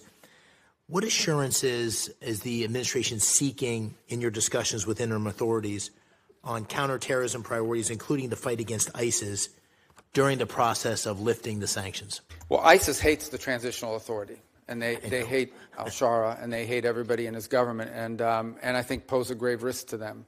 So I don't think the issue with them right now is a matter of willingness or a lack of willingness. It's a lack of capability. So there will have to continue to be a role to play in the interim period, both by the United States and our allies and the Kurds and others, in ensuring that ISIS cannot metastasize and grow. One of the most threatening things that we would face, for example, is an ISIS prison break, where suddenly you have a bunch of ISIS fighters loose on the streets and undermining the government. But I do think that part of this dynamic and why we're in a race against time is that every day that goes by that the transitional authority does not have control of the government and or of daily life in some extent, or able to provide basic government services, is a day that ISIS has the ability to reconstitute itself and grow as a threat, both to the transitional authority but ultimately to the broader region. So I don't sense from them a lack of commitment and desire to do something about it. I think, frankly, it's at this moment a capacity issue. They simply, at this moment, do not have the capacity to assume the anti-ISIS effort by themselves. But we hope that with a fully integrated Syrian military that includes the Kurds and everybody else, if you can have no other armed groups in the country except those under the authority of the Syrian government, then I think you begin to make progress. But we're not there yet. That's going to take some time to build, and we look forward to helping as much as we can and as much as little as they want. Along those same lines, as you know, Turkey has significant interest in Syria and has been, I think, an important part of the steps that have recently taken place. But our allies in Israel and Jordan are concerned about Ankara's ambitions there, especially in southern Syria.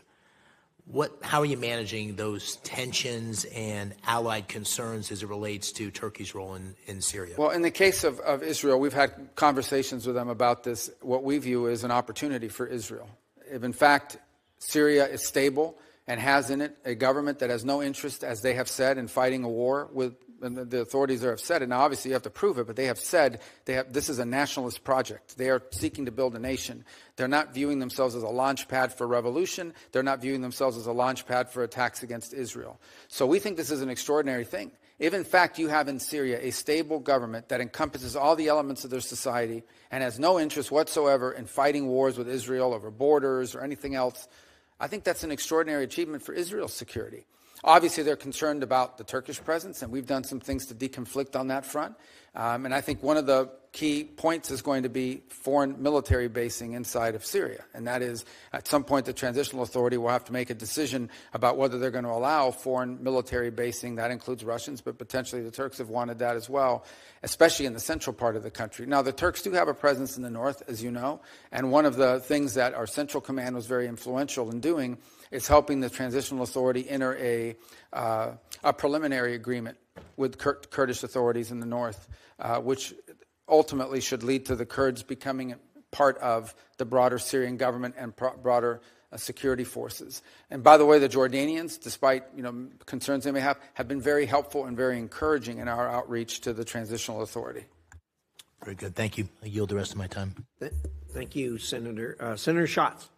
Thank you, Chairman. Thank you, Ranking Member. Secretary, thanks for being here, and I appreciate our ongoing dialogue, even if we're in some disagreement about a number of things. I want to ask you, and I'm going to try to work the senator out of you here, a bunch of yes or no questions. They are not trick questions.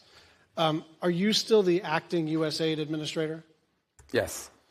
Do you control hiring and firing at USAID? Yes. Well, I delegate the authority to an administrator, but obviously, yes. And you control hiring and firing at state? Again, we obviously rely on our bureaus that do. I mean, it depends what you're. I mean, that's a highly technical question. I don't hire the line officers in every embassy, but I mean, technically, you're ultimately in charge. Yes. Okay. Did you personally review all the programs terminated during the foreign assistance review and personally make termination decisions? Yes. Do you have the authority to direct any state or USAID staff to brief Congress? Yes.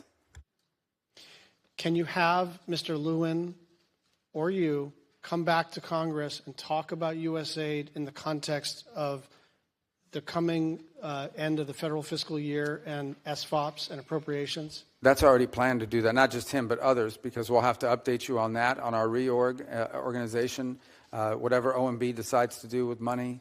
So there's a host of things for us to all talk about. So I just want to illustrate, whenever I talk with you, I feel pretty encouraged, and then stuff doesn't happen. I wrote 8 unanswered letters, and I request to enter those into the record without objection. And my staff has sent 200 unanswered questions, 200 unanswered questions about this much paper. Consultation is not a courtesy. It is required by law, and we have now 200, and these are perfunctory. What are you up to? What does this mean? This is the kind of normal pace of operations. Radio silence. Other than you're very responsive, your department and USAID has not been very responsive. Foreign Affairs Reform and Restructuring Act, the Empowerment Control Act, the Anti-Deficiency Act, the Foreign Assistance Act, and the annual appropriations bills for state and foreign operations have been violated in multiple ways. On March 12th, you wrote, "We plan to engage Congress as required both by law and reality before we start drafting a plan to bring USAID over under state." That did not happen. As you know, we have a pledge. We owe the Global Fund $1.3 billion. I spoke with the head of the Global Fund in response to my repeated requests and multiple other people's repeated requests. You told me that those funds were going to be released. It has not happened. I'd just like you to respond to that. And again, I like you. I like our working relationship. But what is happening is we have a good conversation, and then I don't know. It seems to be getting sandbagged underneath you in this vast bureaucracy. Yeah, well, that's part of the reason why we want to reorganize is to have less vast bureaucracy, but I wouldn't blame that on this. The first couple points, we believe and continue to believe that we have complied with the law on every step of the way, including through advising Congress of our roles, and even now with the reorganization. We have not issued a congressional notification yet. We issued a preliminary. We have taken input from members. I actually personally signed a letter that I think should have been delivered to you. I was overseas. I don't know if it was Monday or Sunday or Saturday, but it was in response to your latest letter. Yeah. So I hope you did get that. And obviously we'll continue to engage with you on all of this as well. So the practical effect here, right, because everyone can agree that, well, I don't know if everyone can agree, but it seems to me that most of us agree that there is virtue in reforming any big institution and that aligning USAID's operations with the State Department and the President's and the Secretary's foreign policy objectives is beneficial. The question is, can we do this lawfully and in a way that doesn't damage our international reputation. Mothers who have fled Boko Haram in Nigeria are watching their babies starve. Children in South Sudan are dying of cholera. Families are dying because they have been cut off from their HIV medications. There are about 103 deaths an hour. And so we can talk about the reorganization of the State Department, but this becomes quickly not an abstraction, not a normal public policy tug and pull, because the way that this has been done, set aside our disagreement about whether it's been done lawfully, it's been done in a just catastrophic fashion. And so on some level, that's water under the bridge. But what I want from you is a commitment to try to get an appropriations bill that is done on a bipartisan basis that reconstitutes the foreign aid enterprise. I think we can do fewer things. I think we can be more narrow in our focus. But you are pushing on an open door, and instead of pushing on that open door, you are lighting the room on fire. Maybe that was not your intent. And I think we have two objectives right now. Minimize suffering and reputational damage, that's one line of effort. And the other is, how do we get back to the regular order where we can do a bill together? And I'd like your thoughts in the remaining minute and a half. Yeah, well, first of all, that is the intent here, right, is to rebuild the foreign aid enterprise under the State Department. By the way, it's something multiple secretaries of states before me have wanted to do, because we want foreign aid to be a part of our diplomacy toolbox and our way we engage the world, not its own separate entity, but all of it coordinated one with the other. So that's our hope on the reorg, and that's what we're trying to endeavor towards. I also don't think it's fair, by the way, you highlighted a couple points. Like in South Sudan, there's distribution problems there. It's not just a program. PEPFAR is 85% operative right now. So you touched about HIV medication. Secretary, you are required to spend 100% of the money, not 85% of the money. But 15% of that is funding of programs that we've canceled. We're going to cancel those programs. We've rescinded because they don't reach the purpose of those are elements of individual programs, for example, that were not meeting the mandate of the program. They were not being delivered. We just the other day at the embassy level in Namibia identified fraud, where millions and millions of dollars of U.S. aid was found on the store shelves being resold into the marketplace. It was our ambassador who discovered it. We tried to work with local authorities to fix it, and it was not fixed. And he was weeping at the conference while announcing this decision because he'd hated to do it. In some of the places you highlight, it's important to remember, even if the money is distributed, sometimes it cannot be brought out. The aid does not reach people because armed elements in Sudan, in South Sudan, are impeding aid from reaching their intended recipients. It's a very complicated world in terms of the delivery of aid. The one point I'd like to Senator, you're out of time. With your indulgence, for 30 more seconds. And you and Senator Murphy had an exchange about this. It is just not true that only 12% of the aid reaches recipients. The way you get to 12% is it's 12% local NGOs. So that is excluding CARE, that is excluding the World Food Program, that is excluding Catholic Relief Services. And so if you're going to count that as like overhead or inefficiency, Secretary Rubio, you and I have honest disagreements, but that number has been given to you and is not an accurate assessment of the extent to which aid reaches the people who need it. And I will just say, if there's an enterprise to reduce overhead, count me in. But it is not 88% overhead. That's not what's happening. Thank you. Well, that number, just to clarify, was actually Samantha Power's number. And she regretted that one of the things she was unable to do at USAID is improve upon that number. Thank you. Senator Rosso. Thank you, Mr. Chairman. So in just 5 months, Secretary Rubio, and it's wonderful to have you back here in the committee. In just 5 months since you've been there, along with President Trump, I just want to take a moment to highlight the incredible work that this administration has accomplished with your leadership and clearly President Trump's, restored U.S. leadership across the globe, unleashed American energy, secured our southern border, reduced illegal immigration by 95%, reimposed maximal deterrence on Iran, pushed back on Chinese aggression, created new deals for U.S. companies, secured the release of hostages and unjustly detained Americans. I really appreciate the strong leadership. And according to Monday, Mr. Secretary, and you see the wonderful picture of you in today's Washington Post, you and your bride Jeanette meeting with the Pope. If you take a look up here, Marco, you're going to see this great picture of you. And yeah, want to comment on that at all? What it was, I've done all these things, and you got to meet the Pope. A new Pope, an American. Well, I told people yesterday I started the morning meeting with the Pope, and I ended the evening at an event, a Kennedy Center event at the White House with the U.S. President, and they were both Americans. Amazing times. I want to talk about Iran, if we could. So in the first 100 days, the maximum pressure campaign against Iran came into full force once again. The administration sanctioned 72 entities, 14 individuals, 74 vessels, as well as 18 additional entities, including 2 Chinese-based oil terminals, 13 vessels. I think the maximum pressure campaign is working. We're already seeing a reduction in Iran's ability to fund destabilizing operations across the region. How does the administration plan to maintain this momentum and then continue with the talks that are going on? Well, I think it's clear for the Iranians. I mean, we're going to continue with sanctions until there's a deal otherwise. And by the way, there's also another set of sanctions out there that involve things like the sponsorship of terrorism and things of that they're doing. But when it comes to the nuclear program, until there's a deal, there's going to be sanctions. That's just the way it works. And so that's the president has issued an executive order for maximum pressure, and that's being executed on every single day. None of these are being slowed down while we're engaged in these talks. Ultimately, if we are able to reach a deal, then obviously that could be a part of it, but we're not at that stage yet. So, look, we hope that there can be something done. These will not be easy. And by the way, one additional note on it is there's a separate set of sanctions out there, which are the snapback provisions that the E3 in Europe have. That's on another clock, completely different from ours. And I want to be clear about that. What they decide to do with their sanctions. Now, maybe we'll do a deal with Iran and they'll be satisfied with it and not impose their sanctions. But I met with the E3 again.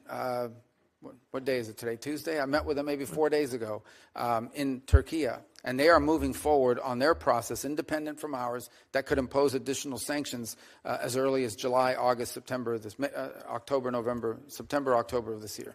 I want to move to one of Iran's in the neighborhood neighbors with Syria.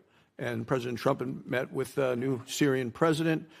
He's urged the leader to deport foreign terrorists from Syria, help the U.S. counter ISIS. I want to just talk about ISIS, if I can, and the concern for the resurgence of ISIS. It's been a significant concern. About 2,500 active ISIS fighters operating in Syria and in Iraq. Estimated 10,000 ISIS fighters in prisons in Syria. And what's your assessment of the threat posed in ISIS? And I know we have a presence. I was visiting our Wyoming troops who are in eastern Syria, and I want to know how that's helped to address the threats. Yeah, so there's 2 major threats facing the Transitional Authority in Syria. The first is a resurgence of ISIS, many of them foreign fighters, most of them foreign fighters, and that's a very significant element because any space that's ungoverned, if there are parts of the country where the Transitional Authority does not control it, it creates an ungoverned space that ISIS can come in. So that's the first threat. The other is Iran. Iran has not given up its efforts to gin up former Assad officials and others to get behind certain armed groups on the ground and stir up trouble as well in the country. So these are both threats. They're different, but they're related, and they pose 2 of the most serious threats to the Transitional Authority's efforts to create a nation state in in Syria that does not threaten Israel, does not threaten its neighbors, and is able to provide the life that the people of Syria want to rebuild for themselves, including many who are abroad, who have expressed a willingness or an interest in returning. And in fact, we've seen some of those people begin to return just because of the U.S. sanctions announcement. But we want that trend to continue because Syria will need them in order to rebuild their country and reclaim it. Can I talk to you about Gaza? President Trump's laid out a plan for Gaza. You recently said we support a future for the people of Gaza that is free of Hamas and full of opportunity. How do you envision a transition to a non-Hamas security and governance in Gaza? Well, that's a central question and not an easy one to solve, obviously. We've engaged with partners. There was an Egyptian-led effort for a while. There's a Saudi effort now. We've obviously engaged with our regional partners to come up with the constructs of what that looks like. Not to be frank, I mean, in the midst of the conflict ongoing, most of the attention has been paid to the humanitarian situation and the freeing of the hostages and multiple failed efforts at a ceasefire, which are ongoing and continue, and the hopes of ending this and the cessation of hostilities at some point. But thought has been given to it. But I think at the core of it is, I think we can find the funds to do it. I think you can find the partners to do it. I think the central question for the future of Gaza is going to be who governs it. because as long as there's a group like Hamas there, it's going to be very difficult to envision long-term peace and prosperity. So whether it's Hamas or some successor organization that spins out of it, that has to be a factor that you eliminate. And one of the ways you prevent it is by having a governing authority on the ground in Gaza that can provide the security necessary to allow there to be the peace necessary so you can have the prosperity we hope for. I want to talk, last question, in terms of American energy. Last year the Biden administration chose to pause approvals of pending LNG exports. We know that Europe needs those. It created a lot of uncertainty. President Trump has promised in his unleashing American energy, he's removed a lot of the obstacles.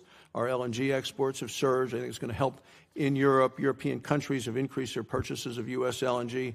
How has lifting this pause that Biden put on here restored confidence in America as a reliable partner to Europe? Well, obviously, I was just commenting a moment ago, I believe on Saturday, the first LNG shipment reached Italy. And there are other countries that are building terminals to receive it as well. So the fact that the United States joins now in the world as a reliable long-term source of liquefied natural gas as an export, I think improves our ties and our partnerships around the world. And it's a need for us because we have the capacity to export it and to develop it. And it's a need for our allies who need to diversify and in some cases make less dependent their system of generating electricity. It's a fundamental problem for multiple countries, for example, in Europe. It's not just the energy they need now, it's the energy they're going to need in the years to come. If you do an audit of where they're going to wind up needing, they don't have any way to generate that now unless they rely on things like U.S. exports of LNG. And that alone even won't be enough. They're going to have to find some other resources as well. Thank you, Mr. Secretary. Keep up the great work. Thank you, Mr. Chairman. Thank you, Senator Barrasso. Senator Van Hollen. Thank you, Mr. Chairman. Mr. Secretary, you and I served together in Congress for 15 years. We didn't always agree, but I believe we shared some common values. A belief in defending democracy and human rights abroad and honoring the Constitution at home. That's why I voted to confirm you. I believed you would stand up for those principles. You haven't. You've done the opposite. And you used to speak with conviction about the importance of foreign aid as a tool to advance American values and interests. Then you stood by while Elon Musk took a chainsaw to USAID and other assistance programs. That has left a staggering toll. Broken trust with countries, openings for China and other adversaries, and countless preventable deaths of children and others. Take Sudan, for example. The freezing of U.S. humanitarian assistance forced the closure of nearly 80% of the emergency food kitchens there. 2 million famine-affected people were left without access to food. People died because of those actions. Mothers, fathers, and children. Tons of emergency food that could have saved their lives was left rotting in warehouses because you and Elon Musk refused to let USAID do its job. Sudan is a country where, by the administration's own determination, a genocide is unfolding in Darfur. But here's where it goes from cruel to despicable. While cutting off food aid to Sudanese families living through an actual genocide, you're fast-tracking white South Africans for refugee status under a manufactured claim that they are the victims of genocide. You tried to block the admission of individuals who had already been approved to come here as refugees while making bogus claims to justify granting such status to Afrikaners. You've made a mockery of our country's refugee process, turning it into a system of global apartheid where political ideology and race, more than truth or need, matter. And while you've turned away from a genocide in Sudan and invented one in South Africa, you teamed up with President Trump to throw the Ukrainian people under the bus and have been played like a fiddle by Vladimir Putin. Of course, Donald Trump not only said he would end the war in Ukraine on day one, he also said he would end the war in Gaza on day one. And yet last week you were all running around to Gulf states giving away very sensitive American AI and chips technology, but doing nothing to end the war in Gaza and get the remaining hostages returned. You know that for 78 days, the Netanyahu government did not allow a scrap of food to enter Gaza to reach over 2 million civilians. 57 children have died from malnutrition so far, and more than 14,000 children are in imminent danger of dying of starvation. As Cindy McCain said last week, and I quote, "Families in Gaza are starving while the food they need is sitting at the border." That is a gross violation of both U.S. and international law. What did you do? Nothing. Not once did you publicly call upon the Netanyahu government to end the blockade. Fortunately, other countries spoke out, and now we see a tiny trickle going in. Where have you focused your energy instead, Mr. Secretary? Well, your first trip as Secretary of State was to El Salvador, not to promote democracy, but to cozy up to President Bukele, who calls himself the world's coolest dictator. The result was a cash for collusion deal to deprive people living in America of their constitutional rights to due process. The Supreme Court, in a 9-0 decision, instructed you to facilitate the return to the United States of Abrego Garcia, who the administration admitted was wrongfully deported to El Salvador. Your response? You've openly flouted judicial orders. When asked whether you have been in touch with El Salvador to return Abrego Garcia, you boasted, quote, "I would never tell you that. And you know who else I would never tell? A judge." Clearly, you don't care about the Fifth Amendment right to due process, and you don't care about the First Amendment either, since you've been very busy snatching students off of college campuses for exercising their right to free speech. You dredged up a relic from the McCarthy era to claim that student protesters posed a threat to the foreign policy of the United States. Give me a break, Mr. Secretary. You know as well as I do this isn't about national security. It's about punishing free speech. And you know that in America, the government doesn't get to use its power to punish speech it doesn't like. Yet in March, you boasted about revoking student visas, saying, and I'm quoting, "We do it every day. Every time I find one of these lunatics, I take away their visa," unquote. Let's look at one of those lunatics, Mr. Secretary, Ms. Ozturk. Her crime was co-authoring an op-ed in her college paper critical of Tufts University's response to the war in Gaza. Your own department found zero links to terrorism, no anti-Semitic statements, but you still yanked her visa and shipped her off to detention in Louisiana. And the list goes on and on. The federal judge in the case of Mohsen Madawi, who is the Columbia student who was ambushed by federal agents at his citizenship appointment, said, and I quote, this is the judge, "Legal residents not charged with crimes or misconduct are being arrested and threatened with deportation for stating their views on the political issues of the day. Our nation has seen times like this before, especially during the Red Scare and Palmer raids. Like the McCarthy-era witch hunts of the 1950s, your campaign of fear and repression is eating away at foundational values of our democracy. Back then, it took one voice, Attorney Joseph Welch, to cut through the hysteria with the simple question that marked the beginning of the end of that shameful era.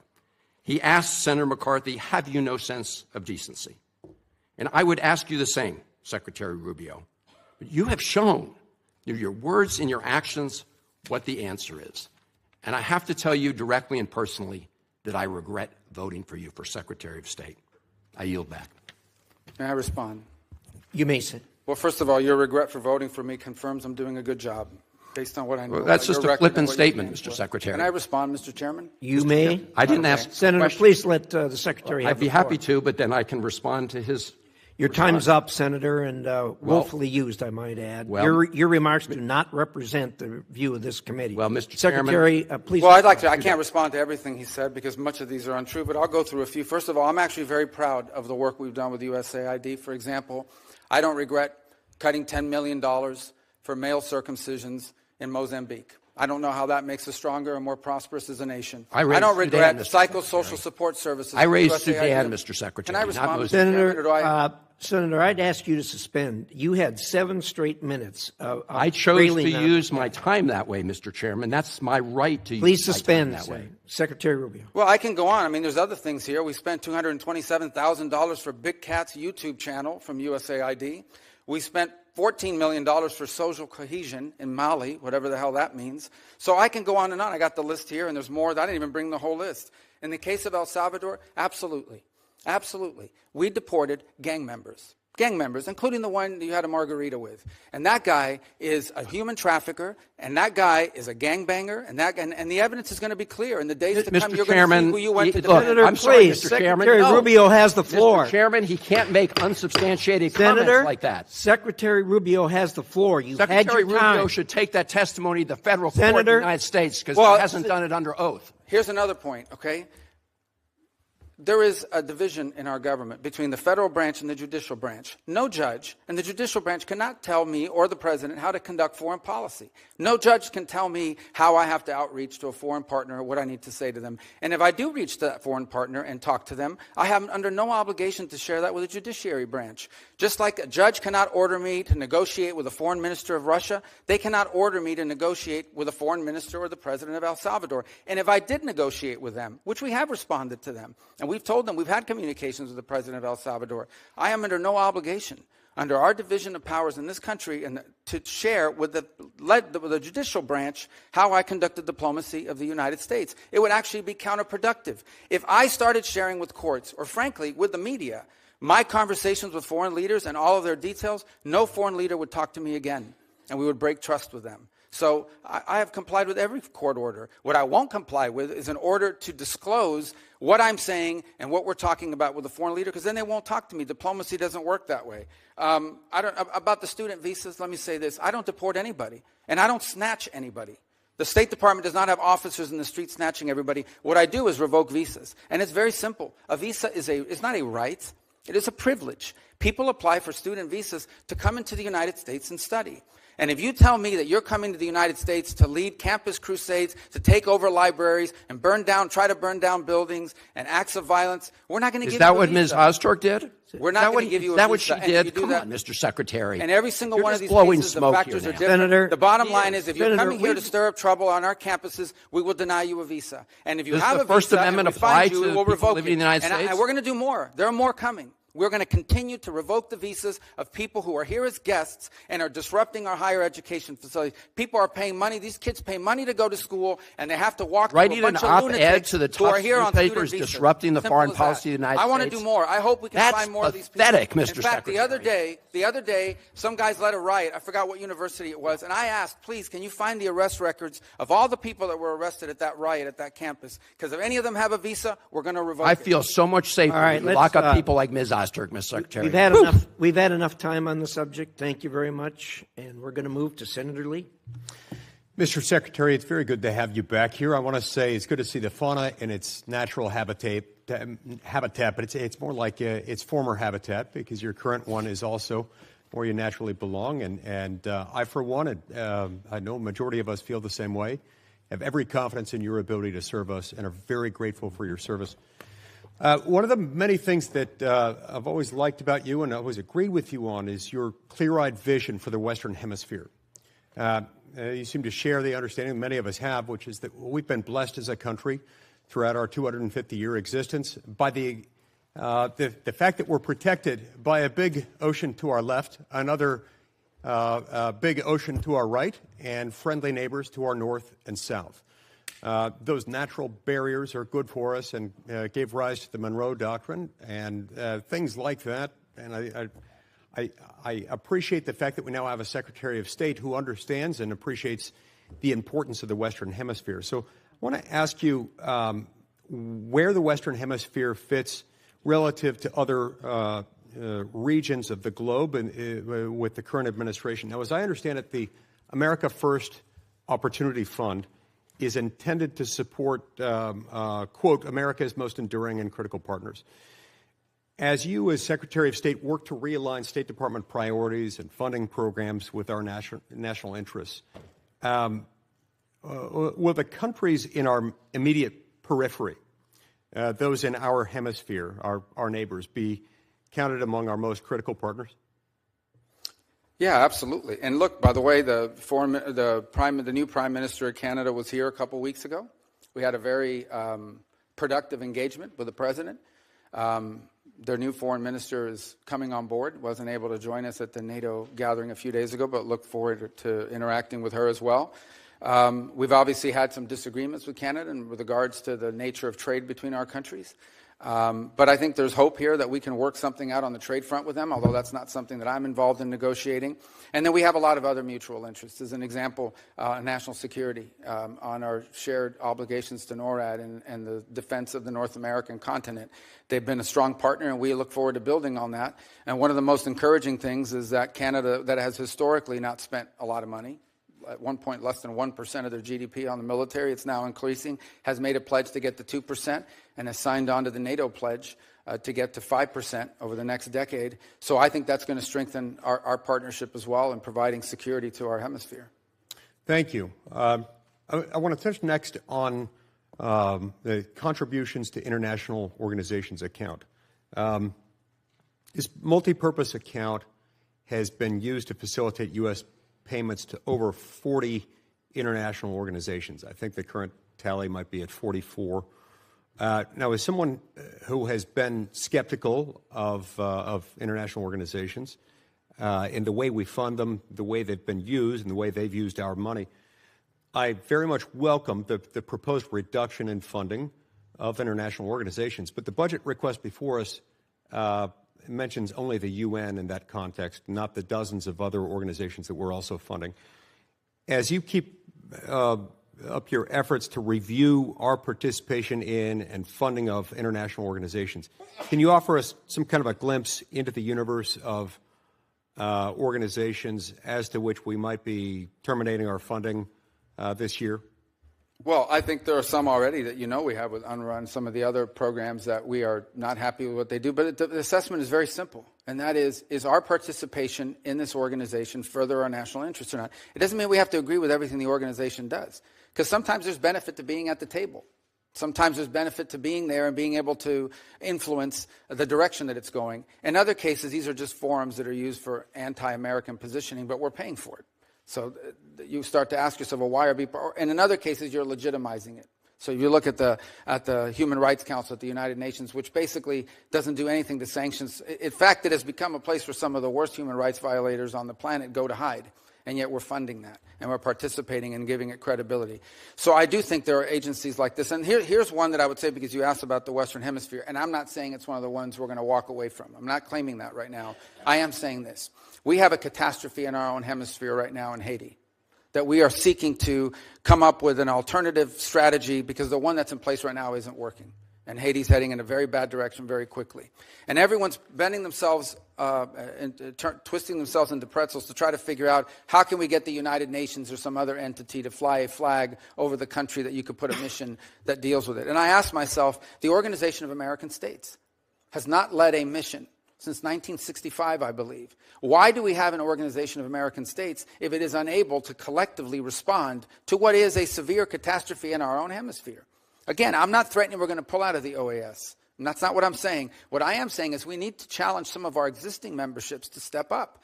Because you would think that one of the reasons why the OAS exists is to deal with a crisis like the one we have in Haiti, which is not like a crisis anywhere else, because these are not warring ideological movements. This is a country being taken over by criminal gangs. Or in fact, much of it's already been taken over by criminal gangs, and you have to deal with that very differently. And I want to say one thing here publicly. We are grateful to the Kenyans and to the mission. We remain committed to it because they've done it at great sacrifice and risk, but that mission alone will not solve this problem.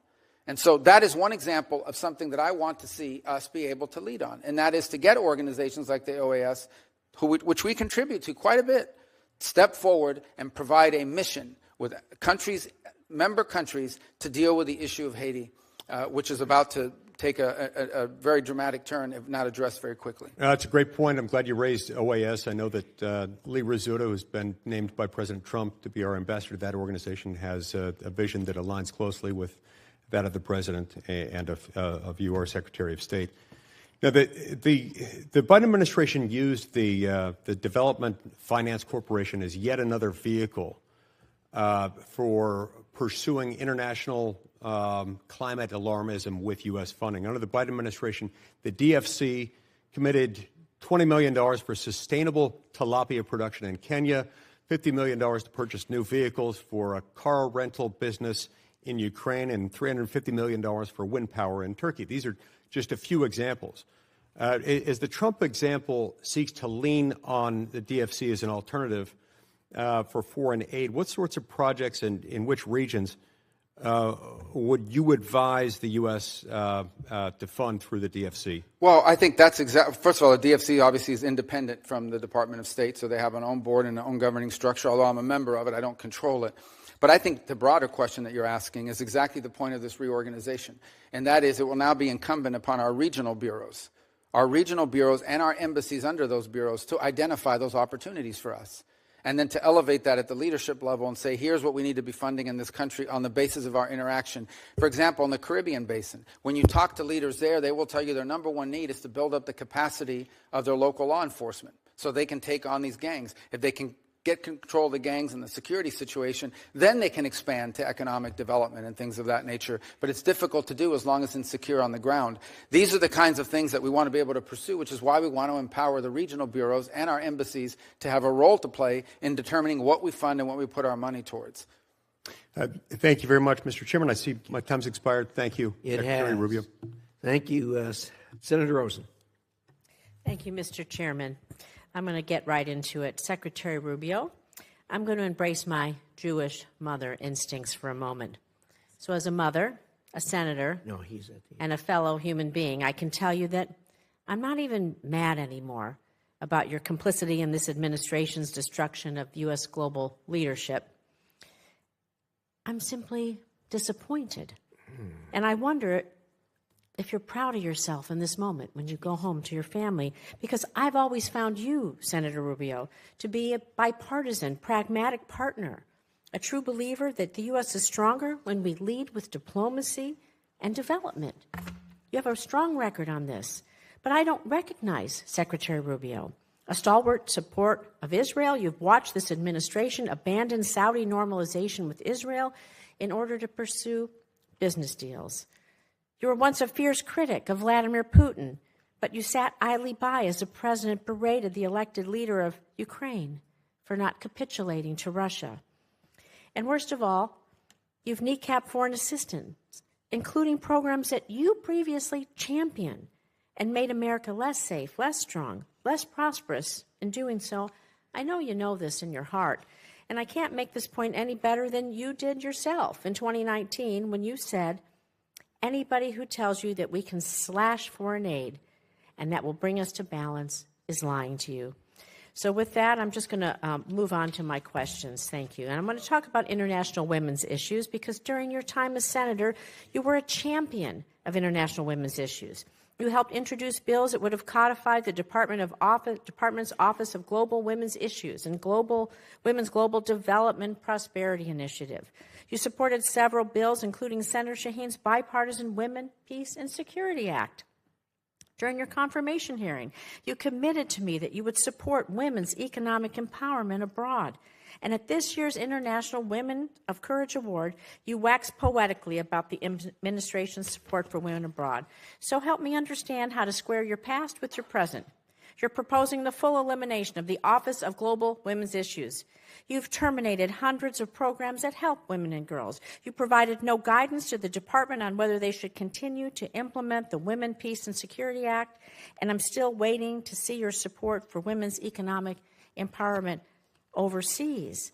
How can you dismiss the concerns of women around the world? Do you believe that the data shows that women's economic participation includes greater economic development worldwide and that women's participation in peace negotiations guarantees longer outcomes? And I have a few questions, so I would respectfully ask for a yes or no.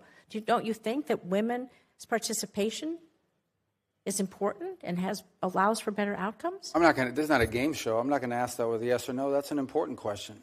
And I can answer it. We're not abandoning women's issues. So do you believe the Office of Global Women's Issues should be eliminated? One thing is to eliminate an office. Another thing is to eliminate the function. The function will still exist. It'll be driven at the regional bureaus. So every one of our regions will have someone who's looking at and driving that issue, and right down to the embassy. It remains a priority. The same with the law that you outlined that I supported. This is going to be executed on, but it's going to be executed at the regional level and at the embassy level. And the reason why is because the challenges facing women in Africa are different than the challenges facing women in Central America. And I have your commitment that you're going to support women around the world, because without the women being able to be successful in their countries, I believe we can't have peace, stability, and our countries move forward. Sure, and it remains part of our agenda. It's just going to be, the service is still going to be delivered, but it's going to be delivered at the regional and embassy level, not through a standalone office in Washington, D.C. When will we see the reports on this and how this will be delivered? Well, this is what we're engaged in with this committee now, which is our reorganization process. We've made an initial presentation to the committees. It's not final. We've received input through the comment period, including from our own building, but also from members of Congress on both sides, and meaning House and Senate. Now we'll come back to you based on all of that input on what we propose to be the final reorganization. Do you have a timeline when you'll come back? Because I don't want to see women left behind around the world, and I think you'd agree with me. But I'm going to turn on to Israel. If you can give us a timeline of when you're proposing to do this, that would be helpful, and we maybe come back and revisit it, Mr. Chairman. Do you have a timeline of when? Sure, we're engaged now. I think we'll owe you a congressional notification here within the next few weeks, which is but all of that is being built on the comment period in which we've taken input from staff and members of this committee as well as in the House. Thank you. Can I move on to Israel for a second? So the Office of Security Coordinator in Israel, the OSC, was established by President Bush in 2005. The OSC is widely respected, including by the IDF Central Command, for facilitating security coordination between the Palestinian Authority and the Israeli security forces, which has been crucial in preventing terrorist attacks against Israelis. However, it's reported that you plan, again, to eliminate OSC, which I believe, and many others, could lead to further destabilization in the West Bank and threaten Israel's security. So, Mr. Secretary, should the U.S. continue playing a role in facilitating successful security coordination between IDF and Palestinian security forces to safeguard Israeli lives? And if so, do you believe the State Department should continue to maintain the OSC and support it financially? Yeah, there's news reports every day about things that aren't true. So the only thing that's been discussed about OSC is whether it should be brought under the authority of the ambassador and the embassy. You're not proposing eliminating. Thank you. We'll move further on this discussion. With my minute left, I'm going to talk about vaccines abroad, because Gavi, the Vaccine Alliance, we are so proud, has prevented nearly 19 million children's deaths since it was created by providing vaccines to 50 countries. Diseases, they don't know borders. So a small investment from the U.S. can save American lives by stopping outbreaks really before they reach our shores. You were previously a champion of global vaccines, twice leading resolutions in support of continued U.S. investments in these programs. So, Mr. Secretary, again, do you consider vaccines, including for malaria, Ebola, to be life-saving? Given Gavi's proven track record of saving lives, preventing global disease outbreaks that could reach our borders, will you commit to prioritizing continued U.S. support for Gavi? But we haven't canceled U.S. support for malaria or any of these other communicable diseases and or vaccines. What we have, there are some individual programs that may have been canceled because they weren't being delivered in the appropriate way. All of these functions will continue. The difference now is the function will be happening under the Department of State, as opposed to a set-alone entity, which you had very little oversight over, by the way, in this committee, even though we tried in the years that I was on it with USAID. And I don't want to, I may respond to one point you made just because I'm curious. We have not abandoned Saudi normalization with Israel, as you pointed. The Saudis are the ones that have expressed their inability to move forward on it so long as the conflict is happening in Gaza. But we would love to see normalization. You know, when it comes to the Saudis and normalization, and we can have this I'd be so happy to have you in my office or come to your office and talk about this. It was quite apparent on the last trip that the president was more interested in making business deals and trying to move forward peace in the region. It's not just about the business deal. There's a lot going on, and there is pressure to bear. But we did receive a list, I just want to say for the record, that showed Gavi was terminated. And so if you could send something to show that it's turned back on, we'd be glad to see that. I know I'm over my time. Senator Scott. All right. Secretary Rubio, first off, I'm proud to have voted for you. I wish you were in the Senate, but I'm proud that you're Secretary of State, and I can tell you, Floridians are very proud of you. As you know, Miami-Dade, finally, for the first time in history, is now more Republican than Democrat. I'm sure they looked at you and saw all the success you've had, so one of the reasons it happened. Can you talk about what you're trying to accomplish with your reorganization and how that's going to improve national security? Well, ultimately, the goal of reorganization is to make the State Department, put State Department at the center of our foreign policy. which people would look at and say, well, how, isn't that what it's always been? But it actually had lost that role. And one of the reasons why it had lost this role is inability to deliver quickly. In essence, the inability to deliver quickly on whatever policymakers determined they wanted him to do, and there were structural reasons for that and the like.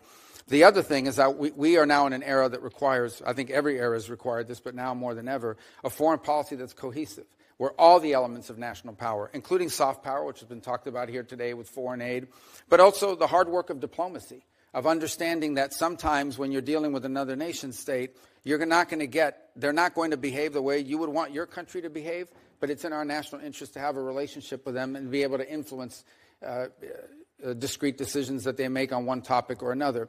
And all of this has to be coordinated, and that wasn't happening. We had functional bureaus that were basically in charge of some human rights issue, and then we had an embassy. And oftentimes when you would travel abroad, you would find that our embassy and or our regional bureau and our functional bureau were at odds with one another.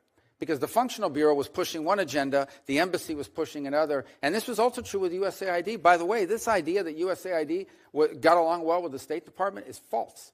And embassy after embassy, during my time in oversight, you would hear complaints about how USAID was funding programs that State Department had no insight into and in many ways contradicted what the State Department was driving at the embassy level. So what we're asking for now through this reorganization is to bring it all under one roof, so that we can conduct foreign policy at the regional and local level in a way that's cohesive and concise and can deliver results. But it's also where you're going to get the best ideas from. I read cables from our missions around the world every single day. Some of the most important information that I get as Secretary of State is not from intelligence reports, it's not from news articles, it's not from briefings from somebody. It is from a cable that comes directly from that embassy that is identifying a problem and or an opportunity that I may not hear about for months if it ever makes its way through the system. So we want to empower that, because that's our front lines. These are the people that are on the ground every single day dealing with the government, dealing with society, and they're identifying opportunities and problems months, if not years, in advance of what Maine State or others are identifying. So the goal of reorganization is to shorten that time frame, because we can't afford to move slow. The world moves very, very quickly. This decision we made on Syria, had we run that through a traditional process, would have taken months and months and months of interagency this and people talking that and all the different boxes that have to be checked in some memo that gets to me. Our ability to move quickly on a discrete, on a unique opportunity in a time-effective manner, I think is going to bear dividends for the national security of our country if it works out. And we want to be able to see more of that. And that's really the goal of reorganization. People think this is a cost-cutting exercise. There may be savings. There need to be savings. We just had our credit rating downgraded. You talk about a foreign policy problem? That's the first thing our foreign interlocutors wanted to mention to me on Sunday in Rome, is that our credit rating was just downgraded. We have a debt problem, but that's obviously not a State Department issue, but that's our problem. But that's a problem. But this is not just about cost savings. This is about providing a more efficient, faster-moving, more effective State Department and as a tool of diplomacy. The State Department should be at the center of American foreign policy making. And that's our goal, to create one, to reorganize one that can deliver on that. I want to thank you and President Trump for your focus on Latin America. Can you tell me, what do you think the proper role of the Organization of American States is? What should they be doing? Well, you would think that they would be able to be a forum to deal with challenges in the region. None more pressing right now than what's happening in Haiti. I mean, Haiti's basically been taken over by a coalition of gangs who they're not interested in governing the country. They're not interested in running the country. They just think if there's no government, we're in charge of this territory, and from here we can do all the drug running and organ smuggling and human smuggling, all the stuff we want. And that's what they're trying to do, and that's what they're doing. That's a very unique challenge. Our traditional peacekeeping missions are designed to keep ideological groups from fighting each other, or tribal groups from fighting each other, or in many cases nation states from fighting each other. But that traditional approach is not going to solve this very unique challenge. It is a country basically taken over by 25 to 30,000 individuals who are members of criminal gangs who simply want to control territory so they can hijack trucks, steal and or charge exorbitant fees for fuel to move across the country, kidnap people and traffic in humans, traffic in drugs across the border into the Dominican Republic and through sea-bound lanes. And there's things that we need to do. For example, we need to figure, and we've been working with the Department of Homeland Security, the FBI, the ATF, and others, on how can we cut the flow of guns that are leaving the Miami River on containers and reaching not just Haiti, but Jamaica and Trinidad and other places. So there's more we can do on that front. But from the OAS's perspective, if ever there was a regional crisis, that you would think an organization like this could step forward and provide a force or a group of countries that working together could help solve it, would be the OAS. And we're prepared to play a leading role in that. But we do need buy-in from other partners in the region who are as affected, if not more so, by what's happening there. So that's one example of what the OAS should help on. And obviously the other is on the defense of democracy, which is the OAS is a collection of democratic institutions. In places like Nicaragua, there is no. In Venezuela, in Cuba, there is no democracy. Can you talk about how you're working to reform the foreign service officer recruitment? In terms of reforms? Well, two things we're doing. On the promotion board, we're not getting rid of the promotion board. I read some the other day. We have simply suspended it for a month while we reevaluate how we promote people. We want to promote people on the basis of how good they are. I know this is a shocking view, but we want to promote people on the basis of how good they are. And frankly, on occasion, you will find that a more junior officer, meaning they've only been there 10 years instead of 20, is really good and deserves a promotion. And if you don't promote them, they're going to leave the Foreign Service. The same is true for how we recruit people. We want to widen the base of people. And in fact, one of the things we thought about is, are there people in the middle of a career doing something else in the private sector that are interested in entering diplomacy? There was a program to do that back in the 1980s, and it was very successful. Maybe these are people that will give us 15 or 20 years in that regard. So we are looking to expand our talent pool, but ultimately we are also seeking to have a system internally where we are rewarding merit and performance, and not simply seniority or where you are in the pecking order based on how long you've been there. And that doesn't mean that if you've been there a long time, you're not good. But it means there are some people that haven't been there as long that are just as good or not better. And we want to make sure they're promoted, because if not, we're going to lose them. We're going to lose them to the private sector. Thank you. You're doing a great job. Senator Booker. Thank you very much, Marco. First of all, I just want to say I agree with what you said about it being a foreign policy crisis, the great debt and the downgrading that we just saw. To be pushing a bill right now that would add $2.7 trillion to our national debt is just outrageous. And I've been grateful for the small group of Republicans here in the Senate and a number in the House who have just called this out as plain as it is. To do this now will shake America's economy, give tax breaks to the wealthiest amongst us who are doing quite well, and not help with the current economic crisis we're facing. But that's frankly just something I didn't want to talk about right now. Where I really want to just continue our conversation about Sudan, and I know you know, as was said passionately by one of my colleagues, the gravity of the crisis that's over there. Full stop. It's the greatest humanitarian crisis on the planet Earth. There's ethnic cleansing going on, an active genocide as described by our own government and others. That people are fleeing right now with the recent attacks on Zamzam and more, but I know you're very aware of this.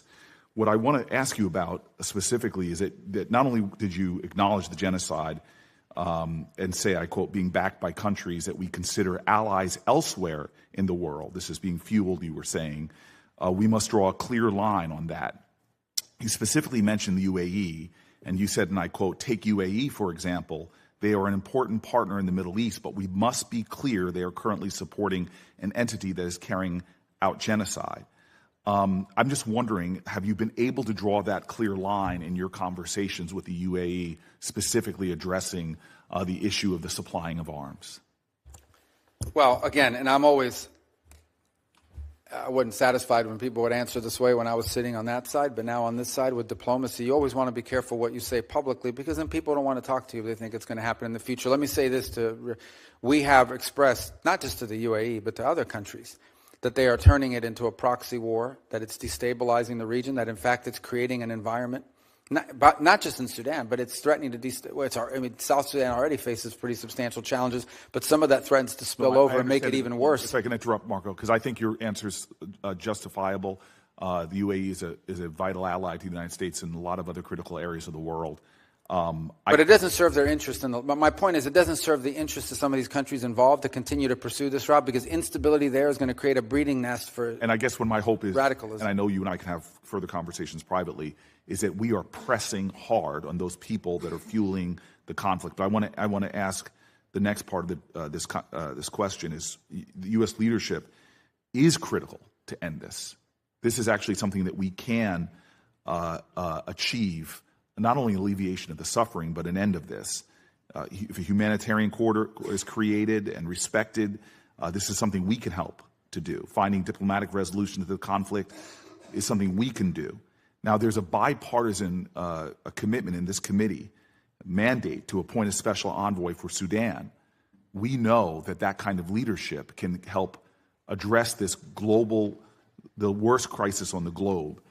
Time is not in our favor. Are you going to get a special envoy appointed, as colleagues on both sides of this aisle want to happen? We do. We want to. We'd love to have somebody in charge of that. We have a similar arrangement with DRC, Rwanda, and have seen it play dividends. Mr. Secretary, all I'm looking for is a sense of urgency and an answer yes. Yes, the answer is, but we have to find the right person, and that's the challenge. Next, 30 million people in Sudan require humanitarian assistance. In February, it was reported that, and you heard this passionately, that the freeze in humanitarian assistance is causing untold suffering. I was there myself in Chad last year and saw the role that we were playing.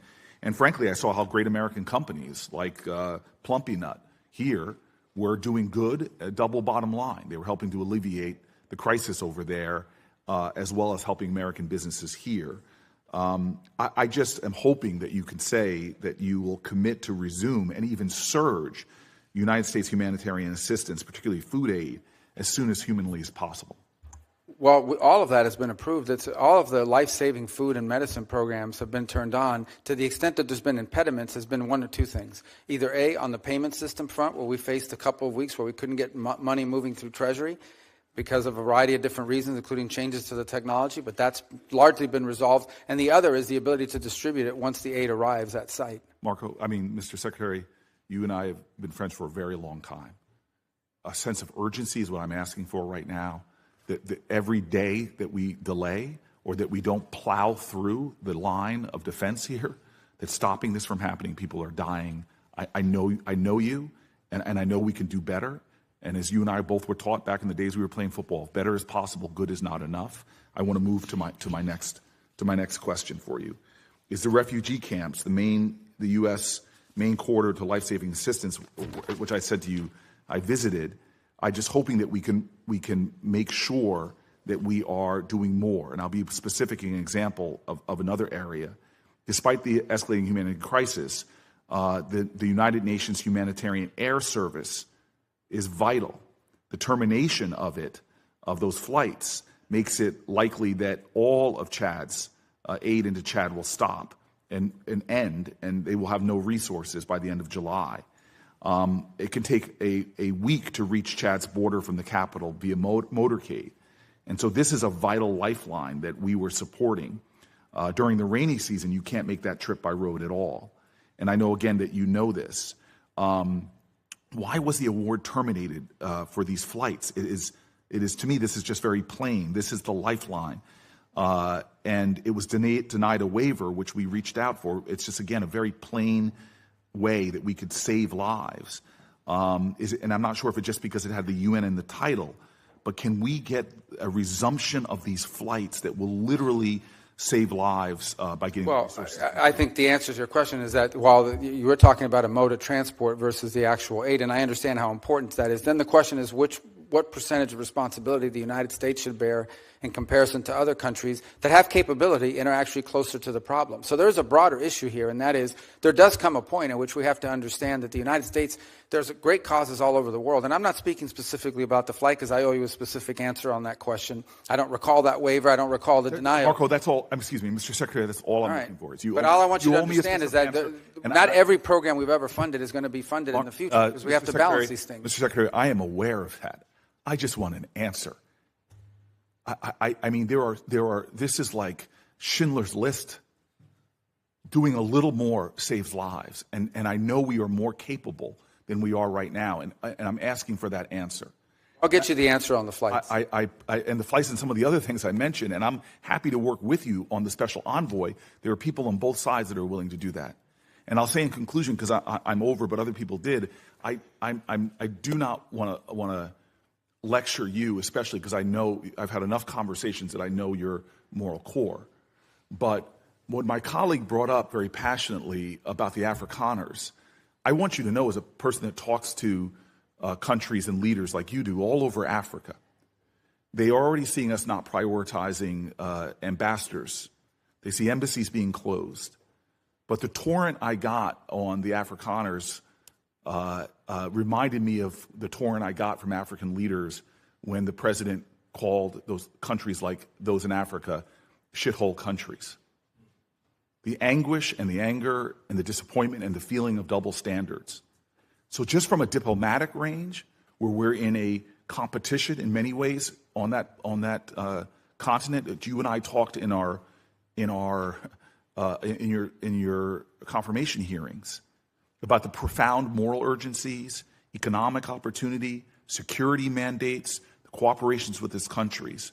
We have got to do a better job, in my opinion, and I've worked with you on these issues when you were a senator, diplomatically in prioritizing these issues. And I will partner with you in any way possible to make sure that we are addressing what I believe is a diplomatic shortfall right now in advancing American interests on the continent.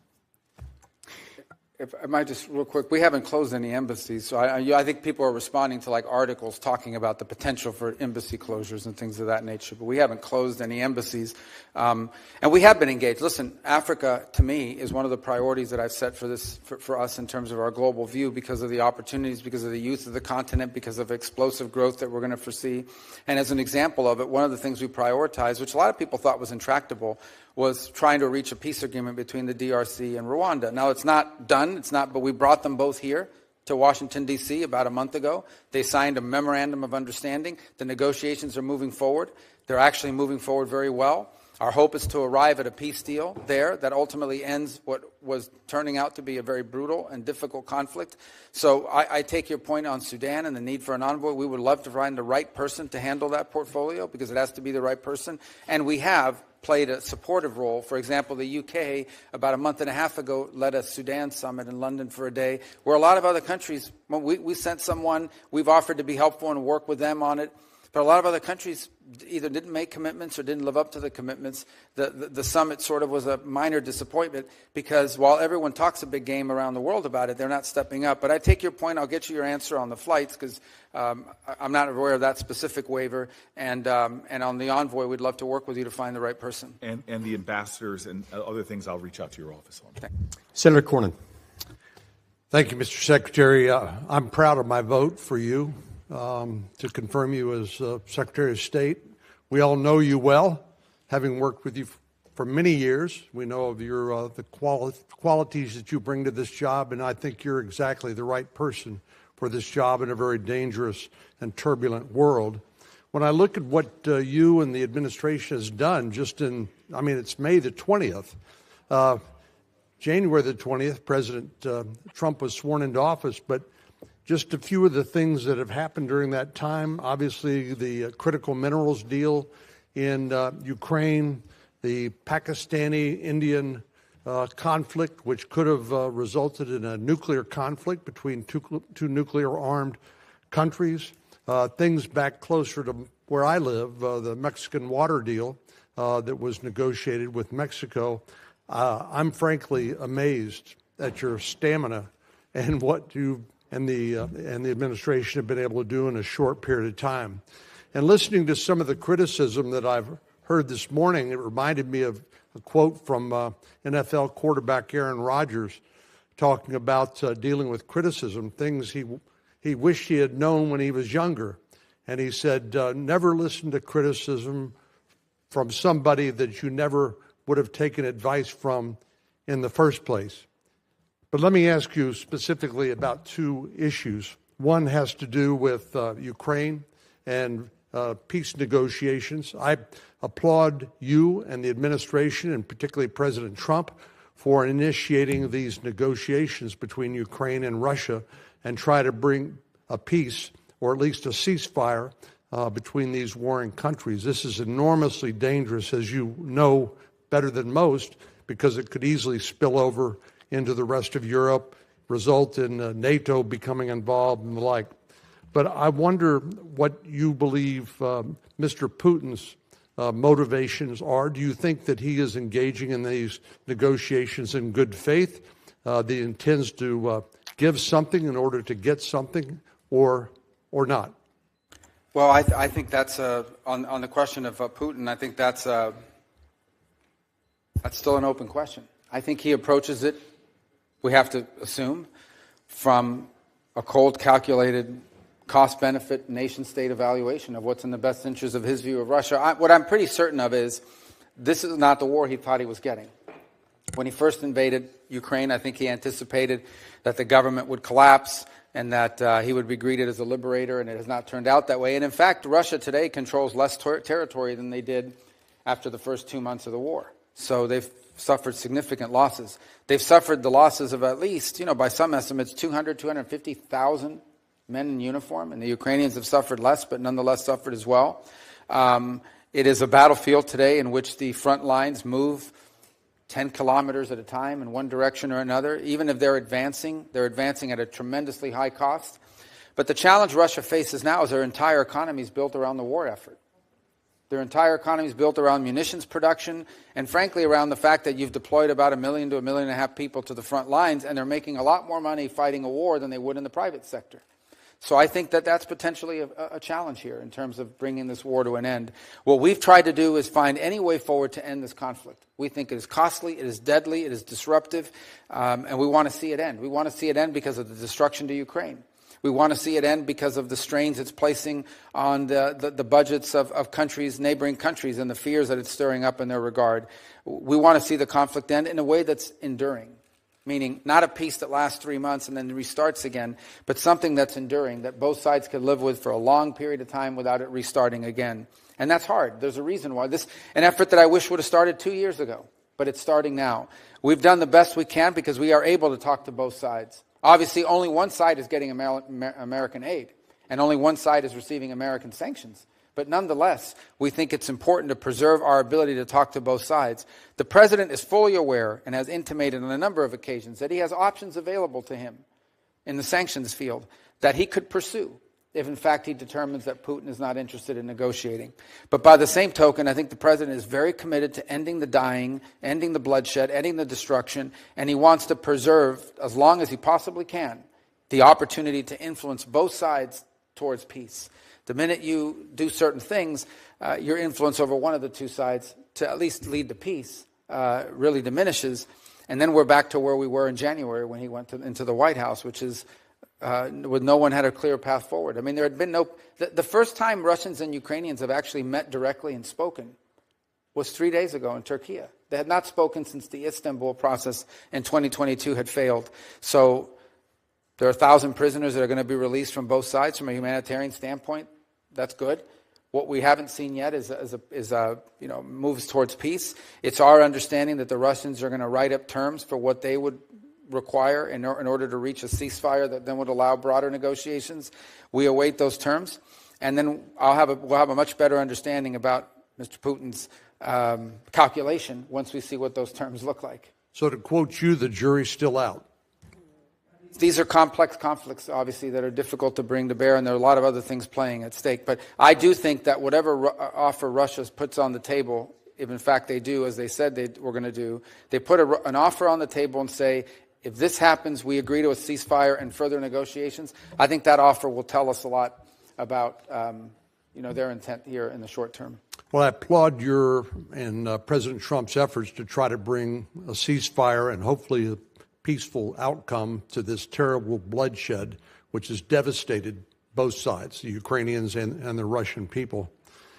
Since you wear multiple hats, including as the archivist and Secretary of State, one of those that you wear is the National Security Advisor, and I want to talk a little bit about the Indo-Pacific and the threat that we face from a potential conflict there. I am delighted to hear President Trump repeatedly say he believes in peace through strength. And I think that is exactly right. I think that's exactly the right approach. But I worry that the United States and our allies are not ready for what could be a conflict initiated by President Xi as early as 2027, when he's instructed the People's Liberation Army to be ready to take Taiwan. General Douglas MacArthur said these words, which sort of haunt me in this connection. He said, "The history of failure in war is almost always to be summed up in two words: too late. Too late in comprehending the deadly purpose of a potential enemy, too late in realizing the mortal danger, too late in preparedness, too late in uniting all possible forces for resistance." I don't believe we are ready at this point, but can you share with us your view and the administration's view of what we need to do in order to establish that deterrence that comes from peace through strength in the Indo-Pacific? Yeah, in the most simplistic terms, we have to make the benefit of a Taiwan event for China, we have to make the benefit of it less than the costs. In essence, it has to cost more than what it's worth in order to do something like that, and deterrence is the key to that regard. And I think deterrence obviously begins with Taiwan's own self-defense capabilities.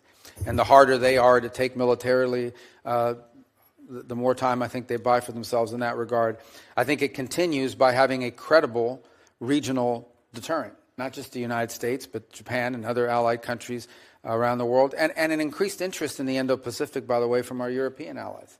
I was at the NATO Foreign Ministers gathering over the last week in Turkey, and multiple member states raised their concerns about the Indo-Pacific and what it would mean for the European continent if there were a conflict there. So I think that also underpins why it's important. We have to understand that any time there's a conflict in the Middle East or a conflict in Europe or what have you, that we have to dedicate resources and time to that. That's time and resources that we're not dedicating to the Indo-Pacific. We would like to be able to do all things everywhere, but the fact of the matter is there are finite resources and there's only 24 hours in every day. And so it would be of great benefit if we were able to conclude the war in Ukraine and with Russia and Ukraine, if we were able to establish some stability and peace in the Middle East. If we were able to deal with these issues, it would allow us to focus more time, energy, and frankly, resources on some of the challenges we face in the long term with regard to the Indo-Pacific and other parts of the world, but particularly the Indo-Pacific. Thank you, Senator. Senator Cruz. Thank you, Mr. Chairman. Welcome back.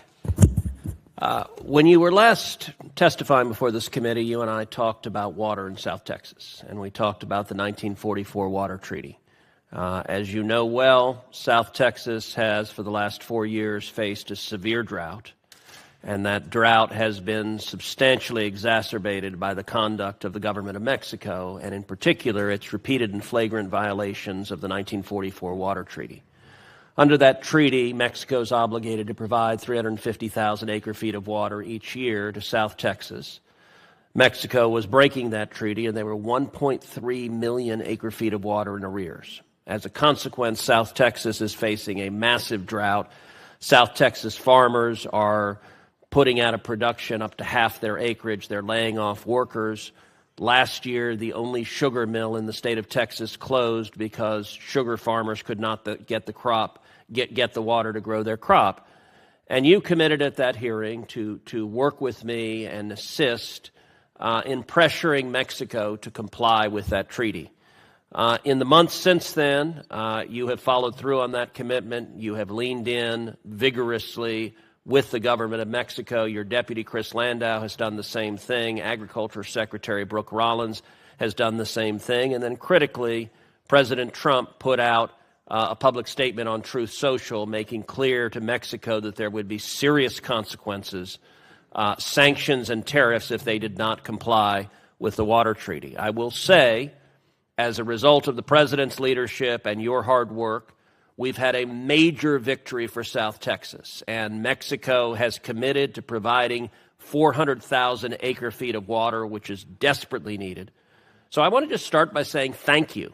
In 4 years under Joe Biden, the Biden administration would not lift a finger for Texans, for farmers in South Texas, to hold Mexico to account, and the Trump administration has done more in 4 months fighting for water in South Texas than Joe Biden did for 4 years. So I wanted to say thank you, and I wanted to ask how the State Department is approaching next steps on the 1944 Water Treaty? Well, first of all, we have to understand that the commitment is met, and then we have to begin to prepare for the next cycle. This is a one-year problem. So we want to continue to work on that to make sure that those commitments are made, and that then in the next cycle this becomes made permanent, that in essence this becomes the new standard operating procedure and not a one-off.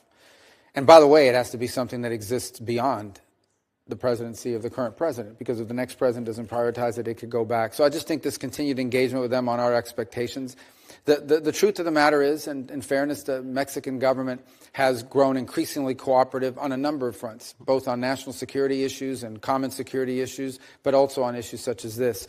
We're also happy, I think there's also the new treatment plant that they've opened, the Tijuana wastewater one, that we think will also be very helpful to water issues in the region and also the water quality issues. But this was a good news story. I think it's what happens when you make something a priority and then follow through on it. But we have to sustain it, and that really is our focus now, to sustain this through for future cycles, not just the short term. So, and I'll tell you, earlier this year I went down to the Rio Grande Valley with Secretary Rollins. And in December, I wrote a provision in the continuing resolution that provided emergency relief to South Texas farmers, $280 million. And Secretary Rollins came down. Now, Brooke is the first Texan ever to be the U.S. Agriculture Secretary, and she's the first Ag Secretary in history to go to the Rio Grande Valley. And Secretary Rollins and I did a roundtable, and I will say you and I have both been very focused on the Hispanic community in particular. I will say the impact in the Rio Grande Valley of having a president and an administration that is fighting for them is enormously consequential. And so I was very grateful that she came down, and the farmers and ranchers in South Texas see that they've got a president and an administration that's fighting for them. Let me shift to a different topic. Today, South African President Ramaphosa is in Washington, D.C. He'll be meeting with President Trump tomorrow.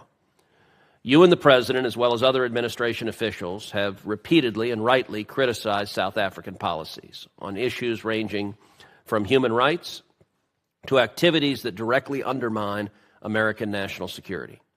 Those activities, in turn, include what appears to be an explicit and extensive pivot away from the United States and towards the Chinese Communist Party. There are also serious and credible allegations that the South African government's decision-making is compromised by widespread corruption tied directly to Iran. They are working together to target our Israeli allies on the international stage. President Ramaphosa himself has taken an aggressive position, leading a charge of genocide against Israel in the International Court of Justice. And he has pushed for precedents and policies that will not just undermine Israel, but expose American officials to vulnerabilities as well. I have every confidence that President Trump will demand South African officials change their policies and will hold them accountable if they don't. And it's critically important for the American people to understand the bases for our policies. Please talk a little bit about the extent of South Africa's malign activities and how they are undermining American national security interests. Well, it's one of the, first of all, we chose not to participate in this year's G20 hosted by South Africa, either at the foreign minister level or the president's level. And it had a lot to do with some of these issues, in addition to some of the issues they brought on their agenda, which we don't think reflect the priorities of this administration. So the president of South Africa is here today because he says he endeavors to reset relations between our countries. And President Trump, if someone says that, is always going to be open to resetting relations. But it will have to touch on some of the issues just pointed to now.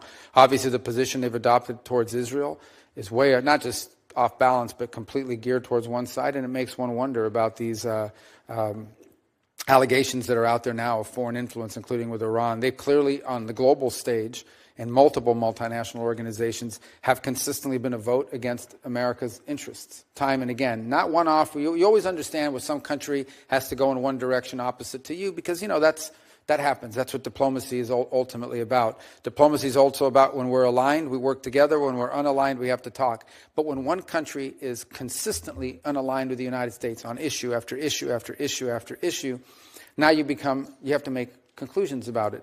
So all I could say about the meeting today, I'm not there, obviously, because I'm here with all of you. In fact, it may be going on right now as we speak, or it was scheduled to go on as we speak, is this was an outreach on the part of the South African president. He said he wanted to come to Washington. He wanted to reset relations with the United States.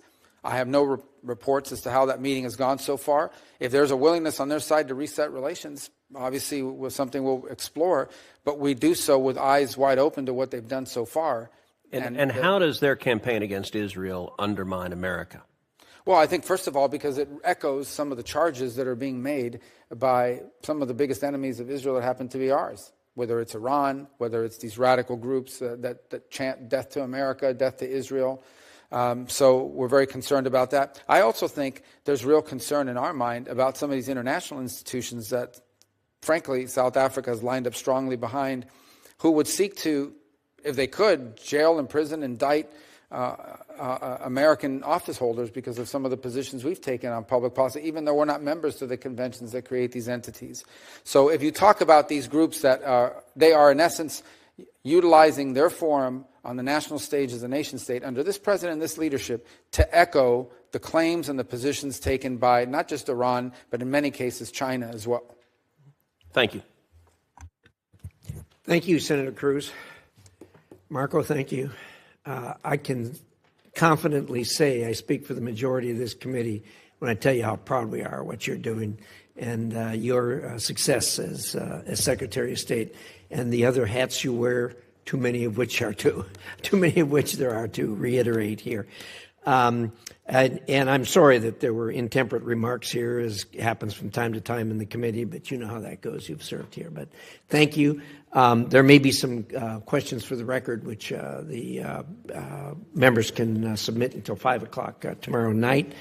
And we hope your responses will be as quickly as possible to any of those. With that, again, thank you so much for appearing here. Thank you for your time. I have finally figured out how to stop the protests from happening here. They haven't happened, except when you've been here. So maybe there's some way we can, maybe there might be some reference between the two. In any event, thank you so much. And with that, the committee is adjourned.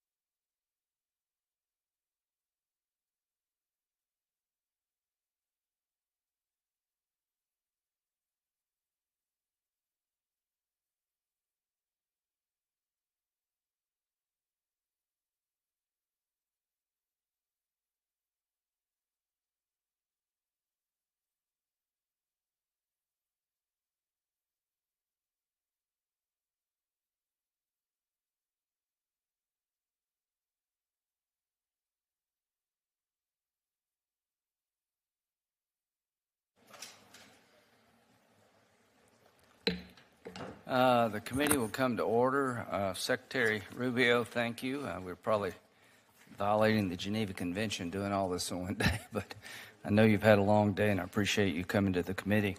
To the new members of the committee, welcome. I look forward to working with you and Senator Britton Mullen. I look forward to working with our new ranking member, Senator Schatz. Senator Coons and I work extremely well, and I'll try to keep that going from my end, and I know you will too. We'll have opening statements. I'll start out, then we'll have 6-minute rounds, and I will start, then Senator Schatz, and we'll have Secretary Rubio. Then we'll recognize people as they come. The deadline for submitting SFOP requests is May 22nd. To all the members of the committee, to our audience, you're welcome to be here. If you disrupt, you'll get kicked out. Okay, so let's start the committee meeting with a couple ideas. Reform at the State Department is welcomed. Secretary Rubio has reorganized the place in a way that I think is long overdue. And Marco, I want to congratulate you for sitting down and getting input from people before you. How can we make the State Department work better? And I think your organizational efforts are going to pay dividends, and I support them completely. And people before you have been talking about it, but you've actually done it. So congratulations, and I think it will be good for the country. In terms of the budget, this is 48% below the enacted level. And presidential budgets are given some consideration, and this will get some consideration. Bottom line is, I believe that there is space to save money in this account, and I look forward to finding a way to do that. I think Secretary Rubio is the right guy at the right time. We've had all kind of problems with USAID. We're trying to preserve functions that make sense and eliminate functions that are not in the best interest of the American taxpayer. My view about this account is pretty well known. I would consider myself a fairly hawkish person, for lack of a better term, simply because I think the best way to stay safe is deal with problems before they get worse and put bad guys on notice. If you screw with America, you do so at your own peril, and have allies who trust us. I think we're paying a heavy price from the way we got out of Afghanistan. But this secretary, I spent the weekend with him in Turkey as he met with the foreign minister of Syria, as he met with the foreign ministers of all NATO nations. And I was very impressed with Secretary Rubio of trying to make sure that America First was burden sharing. You need to do more. You need to up your game, but we committed to a world order here, and we're committed to making sure that the world is a good place to live in. Having said that, Syria, we have a chance here. Secretary Rubio allowed me to be in the meetings, and I met the foreign minister of Syria. This is a very tenuous government, for lack of a better word. The people in charge of Syria took over by force of arms, but I've been, quite frankly, impressed with their willingness to engage with us, Saudi Arabia, and their commitment to rejecting Iran and moving the country in a new direction. Secretary Rubio this morning said that it could be a matter of weeks or months to this whole place collapse in Syria, and I agree with him. Syria is designated a state sponsor of terrorism under U.S. law since 1979. I'm looking forward to Secretary Rubio's input about should we change that designation? Is it worth trying? My belief is that we have a moment here to provide some capability to this new government that should be conditions-based, and I don't want that moment to pass, and we have a situation in Syria that's just going to break the country up and continue regional conflicts. Iran negotiations, Secretary Rubio has said something I completely endorse. No enrichment, 1, 2, 3 agreements would be available to the Iranians if they decided to dismantle the enrichment program. As Secretary Rubio indicated, I do not mind the Iranian regime having nuclear power. I mind them having the capability to make a bomb. So right now they have about 600 pounds of highly enriched uranium at 60%. In about a month they could go to 90%. They have one reactor, nuclear reactor, and the fuel for that reactor is provided by the Russians, and I'm okay with that. Of this 600 pounds of highly enriched uranium, not 1 gram has been used to run their peaceful nuclear power plant. Clearly, they're stockpiling uranium to be a threshold nuclear nation, and that is unacceptable to me and hopefully to all of us. So civilian nuclear power, yes. Enrichment, no. I think it's good policy for the country to follow. Russia, Ukraine, Secretary Rubio explained the role the Senate and the House plays in our system to the foreign ministers of NATO, but quite frankly, he's been very clear to the Russians that the Senate is a separate body with its own will, and I hope President Trump is right that Putin wants peace. Time will tell. He certainly doesn't act like a guy wanting peace. We have now 80 co-sponsors of sanctions against Russia for their invasion of Ukraine. I would like to get this war over honorably and justly. And one of the problems we have with this war is China. In case you're listening in China, which I doubt you are, you're propping up Putin. If you would stop buying their cheap Russian oil, he'd have a reason to get to the peace table. India and China are propping up Putin's war machine, and the sanctions we have are secondary in nature. They put a 500% tariff on any country that buys Russian oil, gas, uranium to prop up the Putin war machine. This body will move sooner rather than later if Putin doesn't get to the table. And to China, you want to be a normal country, act normally. Quit buying cheap oil with blood mixed in it to keep a war going that you could end tomorrow if you chose to. Your plate is about as full as anybody I've ever seen. You're juggling so many things at once, and I just admire you and the way you've conducted yourself, and I think you're the right person at the right time. So welcome to the committee.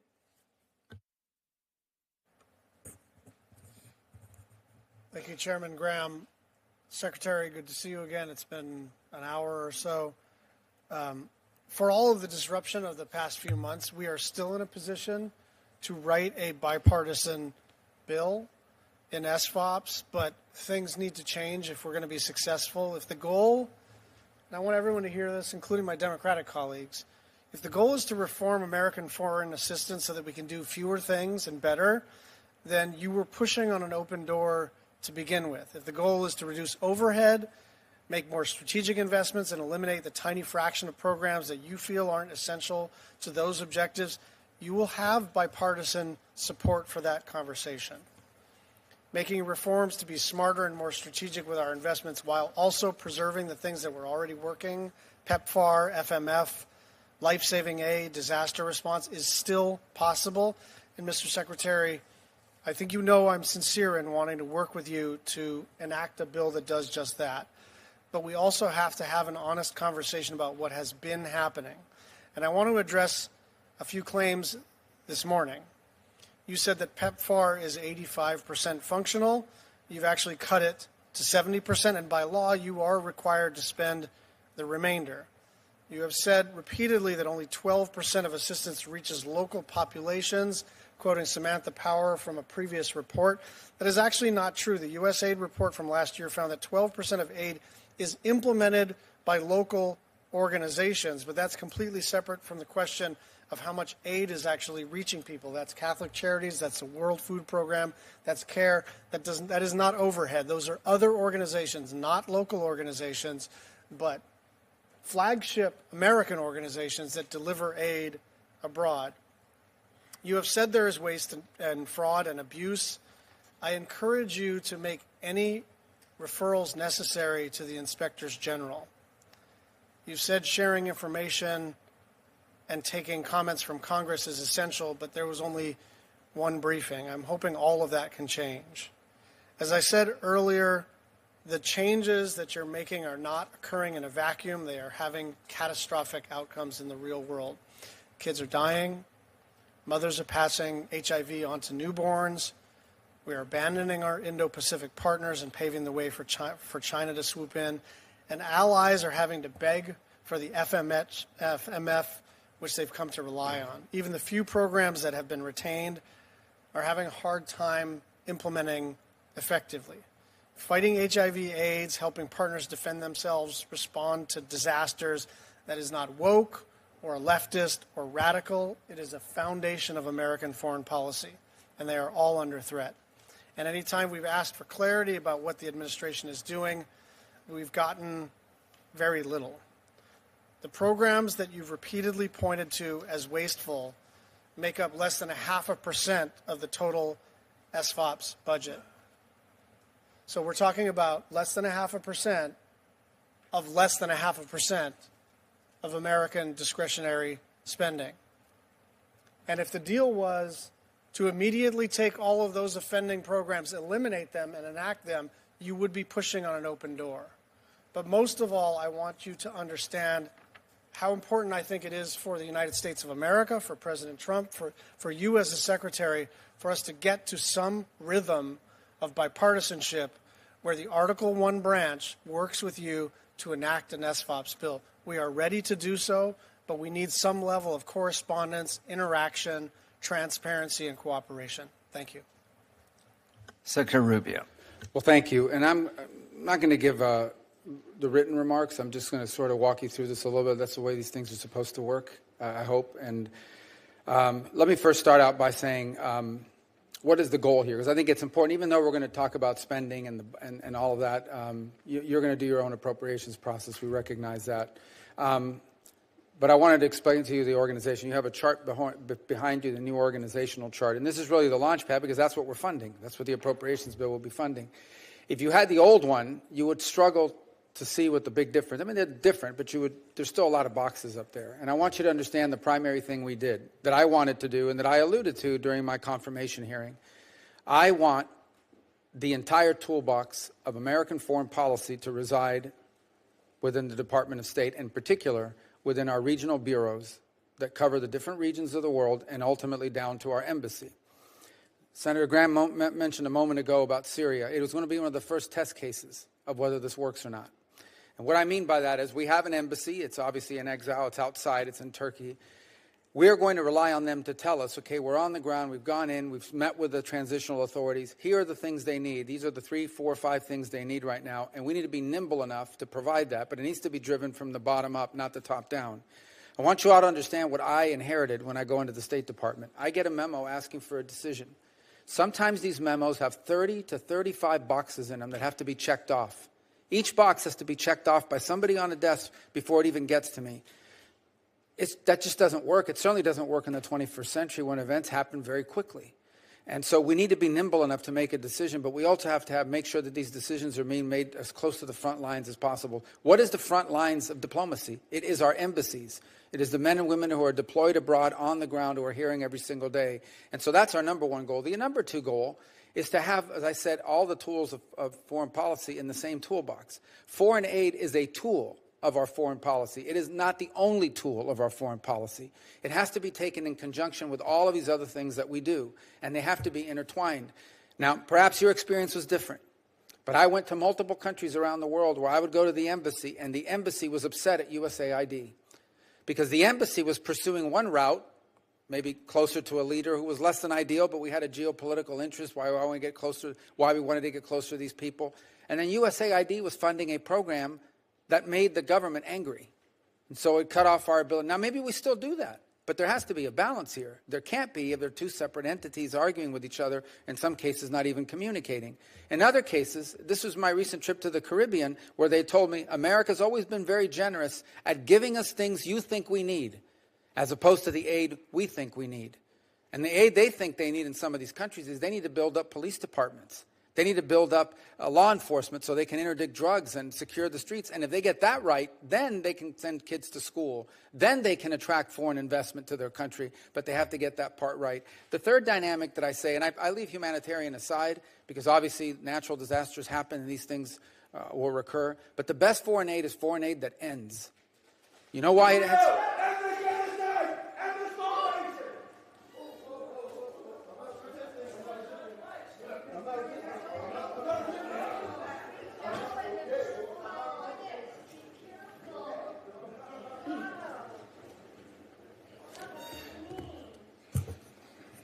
The best foreign aid is foreign aid that ends because it's achieved its purpose. So take country X and they say, we want help with our law enforcement. The best foreign aid is foreign aid where at some point that country doesn't need it anymore because now they're self-sufficient. South Korea is a great example. South Korea was once poorer than North Korea. South Korea was once an aid-dependent nation. Today it is an aid donor and the 9th or 10th largest economy in the world. That has to be the goal of our foreign aid. It has to be that it ultimately ends because it creates self-sufficiency. There are other tools of foreign aid, by the way, whether it's the investment funds we have or Millennium Challenge Grant. Those are outside my direct control or purview. They're under the committee's purview, and there will be efforts at reform there as well, and potential even expansion in one of them, although that won't be my decision solely. So as we move forward in some of this, and as you'll see some of the features of the budget we've presented before you, one of the ideas we have is having a global health programs account. The other is having a consolidated humanitarian assistance account. And the combination of these two things will allow us to deliver aid as part of the package driven from the ground up. I said this at the previous hearing. One of the most important things I feel, one of the most useful things to me in my time at the department has been the cables. The cables that I get from ambassadors. We have gotten so many ideas from those cables. Will those ideas have ultimately made their way to me? Maybe. I don't know. But maybe months from now or weeks from now. I want more of that in the department, and I want to empower embassies to be able to make decisions about which programs we should be funding, where the money should be going. I want when an ambassador goes into a meeting for she or he to be able to say to them, here is a portfolio of things we can offer, which ones would make the most sense to you. So we're trying to accommodate that through the creation of these two funds. It's important to understand we're not walking away from foreign aid. We will still be the world's largest foreign aid donor by a lot. It won't even be close, but we want to target it more effectively. Another feature is this America First Opportunity Fund, which frankly will allow us to be more nimble in providing funds for specific programs that arise outside the normal cycle of funding. And Syria, once again, is a great example. We don't have any money in the fiscal year's budget for Syria because, frankly, none of us thought we would be talking about helping the Syrian government 6 months ago or 8 months ago. But now we have an opportunity to do it. And rather than have to go through reprogramming and all kinds of shuffling, to have the flexibility at some level to be able to respond quickly to something like that might be multifaceted in the approach is an important thing to consider, as well as aligning it to other priorities that we have as an administration. So I do look forward to working with you because, frankly, I have to. You passed the appropriations bills, but also because I think it can be very constructive. Thank you, Senator Collins. Thank you, Mr. Chairman. Let me say, first of all, welcome, Secretary Rubio. I hope that you look forward to working with us, not only because you have to, but also because you want to. And I keep wondering how it is for you to be on the other side of the dais. But we're very happy to have you in the position that you are. I do want to follow up and talk with you about the global health programs. I obviously share the goal of evaluating programs, reforming them to root out wasteful spending, reduce overhead costs, even question whether or not a particular program has achieved its objective and is no longer needed. However, I'm also mindful that U.S. international assistance plays a key role in helping us to respond to humanitarian crises, fight the spread of deadly diseases like Ebola, and project soft power. And that's why I'm concerned that the president's budget request proposes a cut of 62% below the enacted level of 2025 for global health programs. Are you concerned that if we cut back by that amount, that China is going to step in and pick up the terminated USAID health programs, particularly in Southeast Asia? Well, let me first say China has no history in the past or even now. I know that there's been some talk about this, but they really have demonstrated no willingness or capability to deliver humanitarian aid at scale to anyone. Their aid is largely driven by loans, sometimes low interest or no interest loans, but nonetheless loans, and in other times interest, traditional loans to trap nations.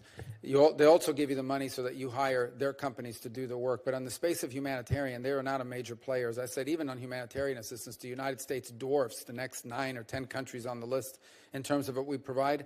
And we intend for that to continue, and that as part of this budget. We'll obviously work with you to find what the number needs to be to fit the need. But I can tell you that one of the reasons why the number is so stark is because the reductions that happened at USAID transferred some of these programs over under state. And so now we have to accommodate that within our overall budget. And so we'll have to work with the committee to find out what the right number is to fit the need. But I will say that it cannot be, no matter what, I think we are living in a time where it's essential that we recognize that this is not a time of largesse. We are going to have to, in my view, to limit how much we spend in general as a government, given the fact that just a few days ago we saw a downgrade to our debt. These are problematic things, and other nations need to step up and do more. It is frustrating to me to see how much money we invest in certain countries, albeit on what we term humanitarian or global health. But when you look at the other side of the ledger, all the business deals, all the critical mineral deals, all their votes at the United Nations are all aligned with China or Russia or Iran. And so I do think that has to be taken into account here. We are humanitarians. We cannot solve all of the world's humanitarian problems. There are many. We can contribute it, and we'll continue to be the largest contributor in the world. But I do think how we allocate the limited resources of our government has to somehow be viewed through the lens of the benefit to the United States, certainly in the mid to long term. The administration also included Gavi, the Vaccine Alliance, in its list of terminated programs. And you've always been a very strong advocate for that program, which has resulted in 1.1 billion children being immunized and averted more than 18 million deaths. And I would point out that the United States is not the largest donor. We actually rank third behind the United Kingdom and the Gates Foundation. But without the U.S. doing what it's traditionally done in this program, Gavi will be unable to vaccinate 75 million of the 500 million children it traditionally has reached every year. And I'm really concerned that that's going to lead to preventable deaths like tuberculosis and pneumonia. So I think about how the Defense Department, always due to our law, has each of these services give us a list of unfunded priorities. Would that be on your personal list of an unfunded priority? Well, first of all, we still are doing vaccines. We are still doing vaccines for malaria, for example. We're still doing tuberculosis. We're still doing AIDS funding as well. What we have done is we are reviewing our relationship with a number of multinational, multilateral institutions across the board because many of them have strayed from their core purpose, the World Health Organization being one of them, which I personally view did a very poor job in the early days of COVID, as an example. So we're also working closely with HHS to identify alternatives to some of these existing multilateral organizations that we think could end up helping us provide the aid we provide, reach more people for less money, in essence, in a more efficient way. So we'll clearly include that in our work that we're doing. I'm not prepared to tell you whether we've identified today what those alternative entities would look like, but we definitely want to find one. This is the kind of aid we want to continue to provide, but not through the existing mechanisms that we have found wanting in many cases. Thank you. Senator Schatz. Thank you. Just to follow up on Senator Collins' line of questioning, I guess the analogy is, say a hospital that's running inefficiently, and a turnaround guy comes in and says, I got a plan for reorganizing this hospital. We're going to do delivery system reform. We're going to use technology. We're going to be aggressive. We're going to be fearless. And in the meantime, we're going to lay off half of our staff because this thing doesn't work efficiently. The practical impact of that is death. And that's what we're talking about. And so every time we talk about the practical, near-term, immediate, real-world, geopolitical, and humanitarian impacts of what has happened, especially to USAID, you pivot very skillfully and maybe even correctly to what needs to be reformed in the State Department itself and in the interaction and relationship between aid and state. That's not what I'm asking you about. I'm asking you about why in the world we wouldn't do this in the regular order. In order to put USAID under the State Department and better align it, we need a statute. In order to reform all of these programs, we need an SFOPS bill. You can't just come in and light the place on fire and say, well, it was a mess. And so I just want to understand what's the path forward, because people really are dying. It's not as though Catholic Relief Services or CARE or the World Food Program are a bunch of leftists coming out and complaining about everything that's happening because they want to get you. This is actually happening. People are vacating where they work, and then in some instances, the Chinese government comes in and provides the exact same service, not a similar service, but the same program. They just do it. We'll do it. And then in some instances, nobody does it, and as a result, people die. And so I'm just wondering, where do you think the path forward is for us to work Article 1, Article 2, former colleagues, to get this thing back on track? Well, I think the first path is, let me just say on the regular order part, sure, we want to do that. It would be great to make all these things statutory and codify them. That would be ideal. I will say I was a member of this body for, 16 years, and we always talked about doing it by regular order. We never got to it. So now's the time to do it because we really have to do it now.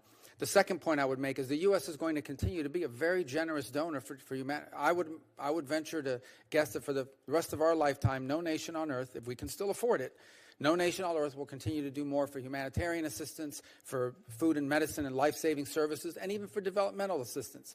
But I also think we have to recognize this. We cannot continue to be the foreign aid provider for everyone on everything. We just can't do it. We can't do it efficiently. And we cannot afford to do it either. And if we're going to, we do not have unlimited resources. And so we've now entered an era, particularly of geopolitics, where we have to be very careful about where we invest our money, where we provide aid. Humanitarian systems aside, okay, you have a mudslide somewhere, an earthquake, a hurricane, and we're going to help people. I don't know how much we would want necessarily geopolitics to play into those sorts of decisions. What's the proposed budget cut in the humanitarian accounts? Well, it's not the humanitarian account right now. Basically, is the rest of it is reflected at over 50% in the proposed amount that you have right now before you. But we believe that we can provide these essential services while reducing some of the redundancies that were happening through this, for lack of a better term, this foreign aid industrial complex. Some of these projects, I think you understand this perhaps better than most. Some of these projects had a prime contractor who had a sub, who had a sub, who had a sub, who had a sub, who had a local provider. That's crazy. That's lunacy. Why do I need 6 subs to pass one to the other to ultimately get it down to the ground? I think we can get it maybe from the prime to the sub, in some cases directly to the group on the ground through our embassy. Our embassy can say, we want to provide food in this community. Here's the best people to do it. And I can avoid all those layers of NGOs. Part of the problem, right, is our tolerance for risk. Because if we establish a bunch of criteria and requirements and pre-audit, then you increase administrative costs, right? And I'm one of these people who thinks that it's not unreasonable to start to capitate or slowly ramp down administrative costs. But administrative costs are not 88%, right? That 12% versus the rest of it cut is what money goes to local NGOs in Africa or Asia or Pacific Islands or wherever. And we should be increasing that number, and we have been increasing that number. But it is the precipitousness with which this is all being done that is actually causing reputational damage. A lot of us are doing CODELs, and when we sort of go overseas and we sort of, temporarily take off our partisan hats, we interact with the same providers, and we see kids on half rations getting smaller and smaller. We see kids getting HIV/AIDS from their parents, and nothing you said,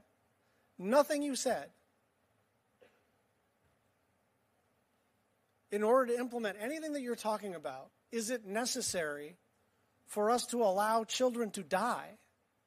And yet that is what's happening. And so can we please separate these two questions of should we reform the State Department, should we reform the foreign aid enterprise, and should we do it in such a catastrophically unlawful way that people around the world die and people come to believe that they can't believe that America is a reliable partner anymore. And so if we can please separate these questions and get to writing a bill, I think the country will be better for it. Thank you. To the committee members, I very much believe in soft power, for lack of a better term. Why do we have PEDFAR? Not only is the right thing to do, I think it's just smart foreign policy. If you can save a child, the parents will probably have a good view to you. So Gavi, keeping people vaccinated, that makes perfect sense. And to the people who believe that over there doesn't matter to us, how do diseases start? Usually over there. I'd like to get ahead of it over there before it gets here. I'd like to have less hungry children so the Taliban and Al-Qaeda and ISIS can't recruit these people because they're starving. What would you do if your family was starving? Almost anything.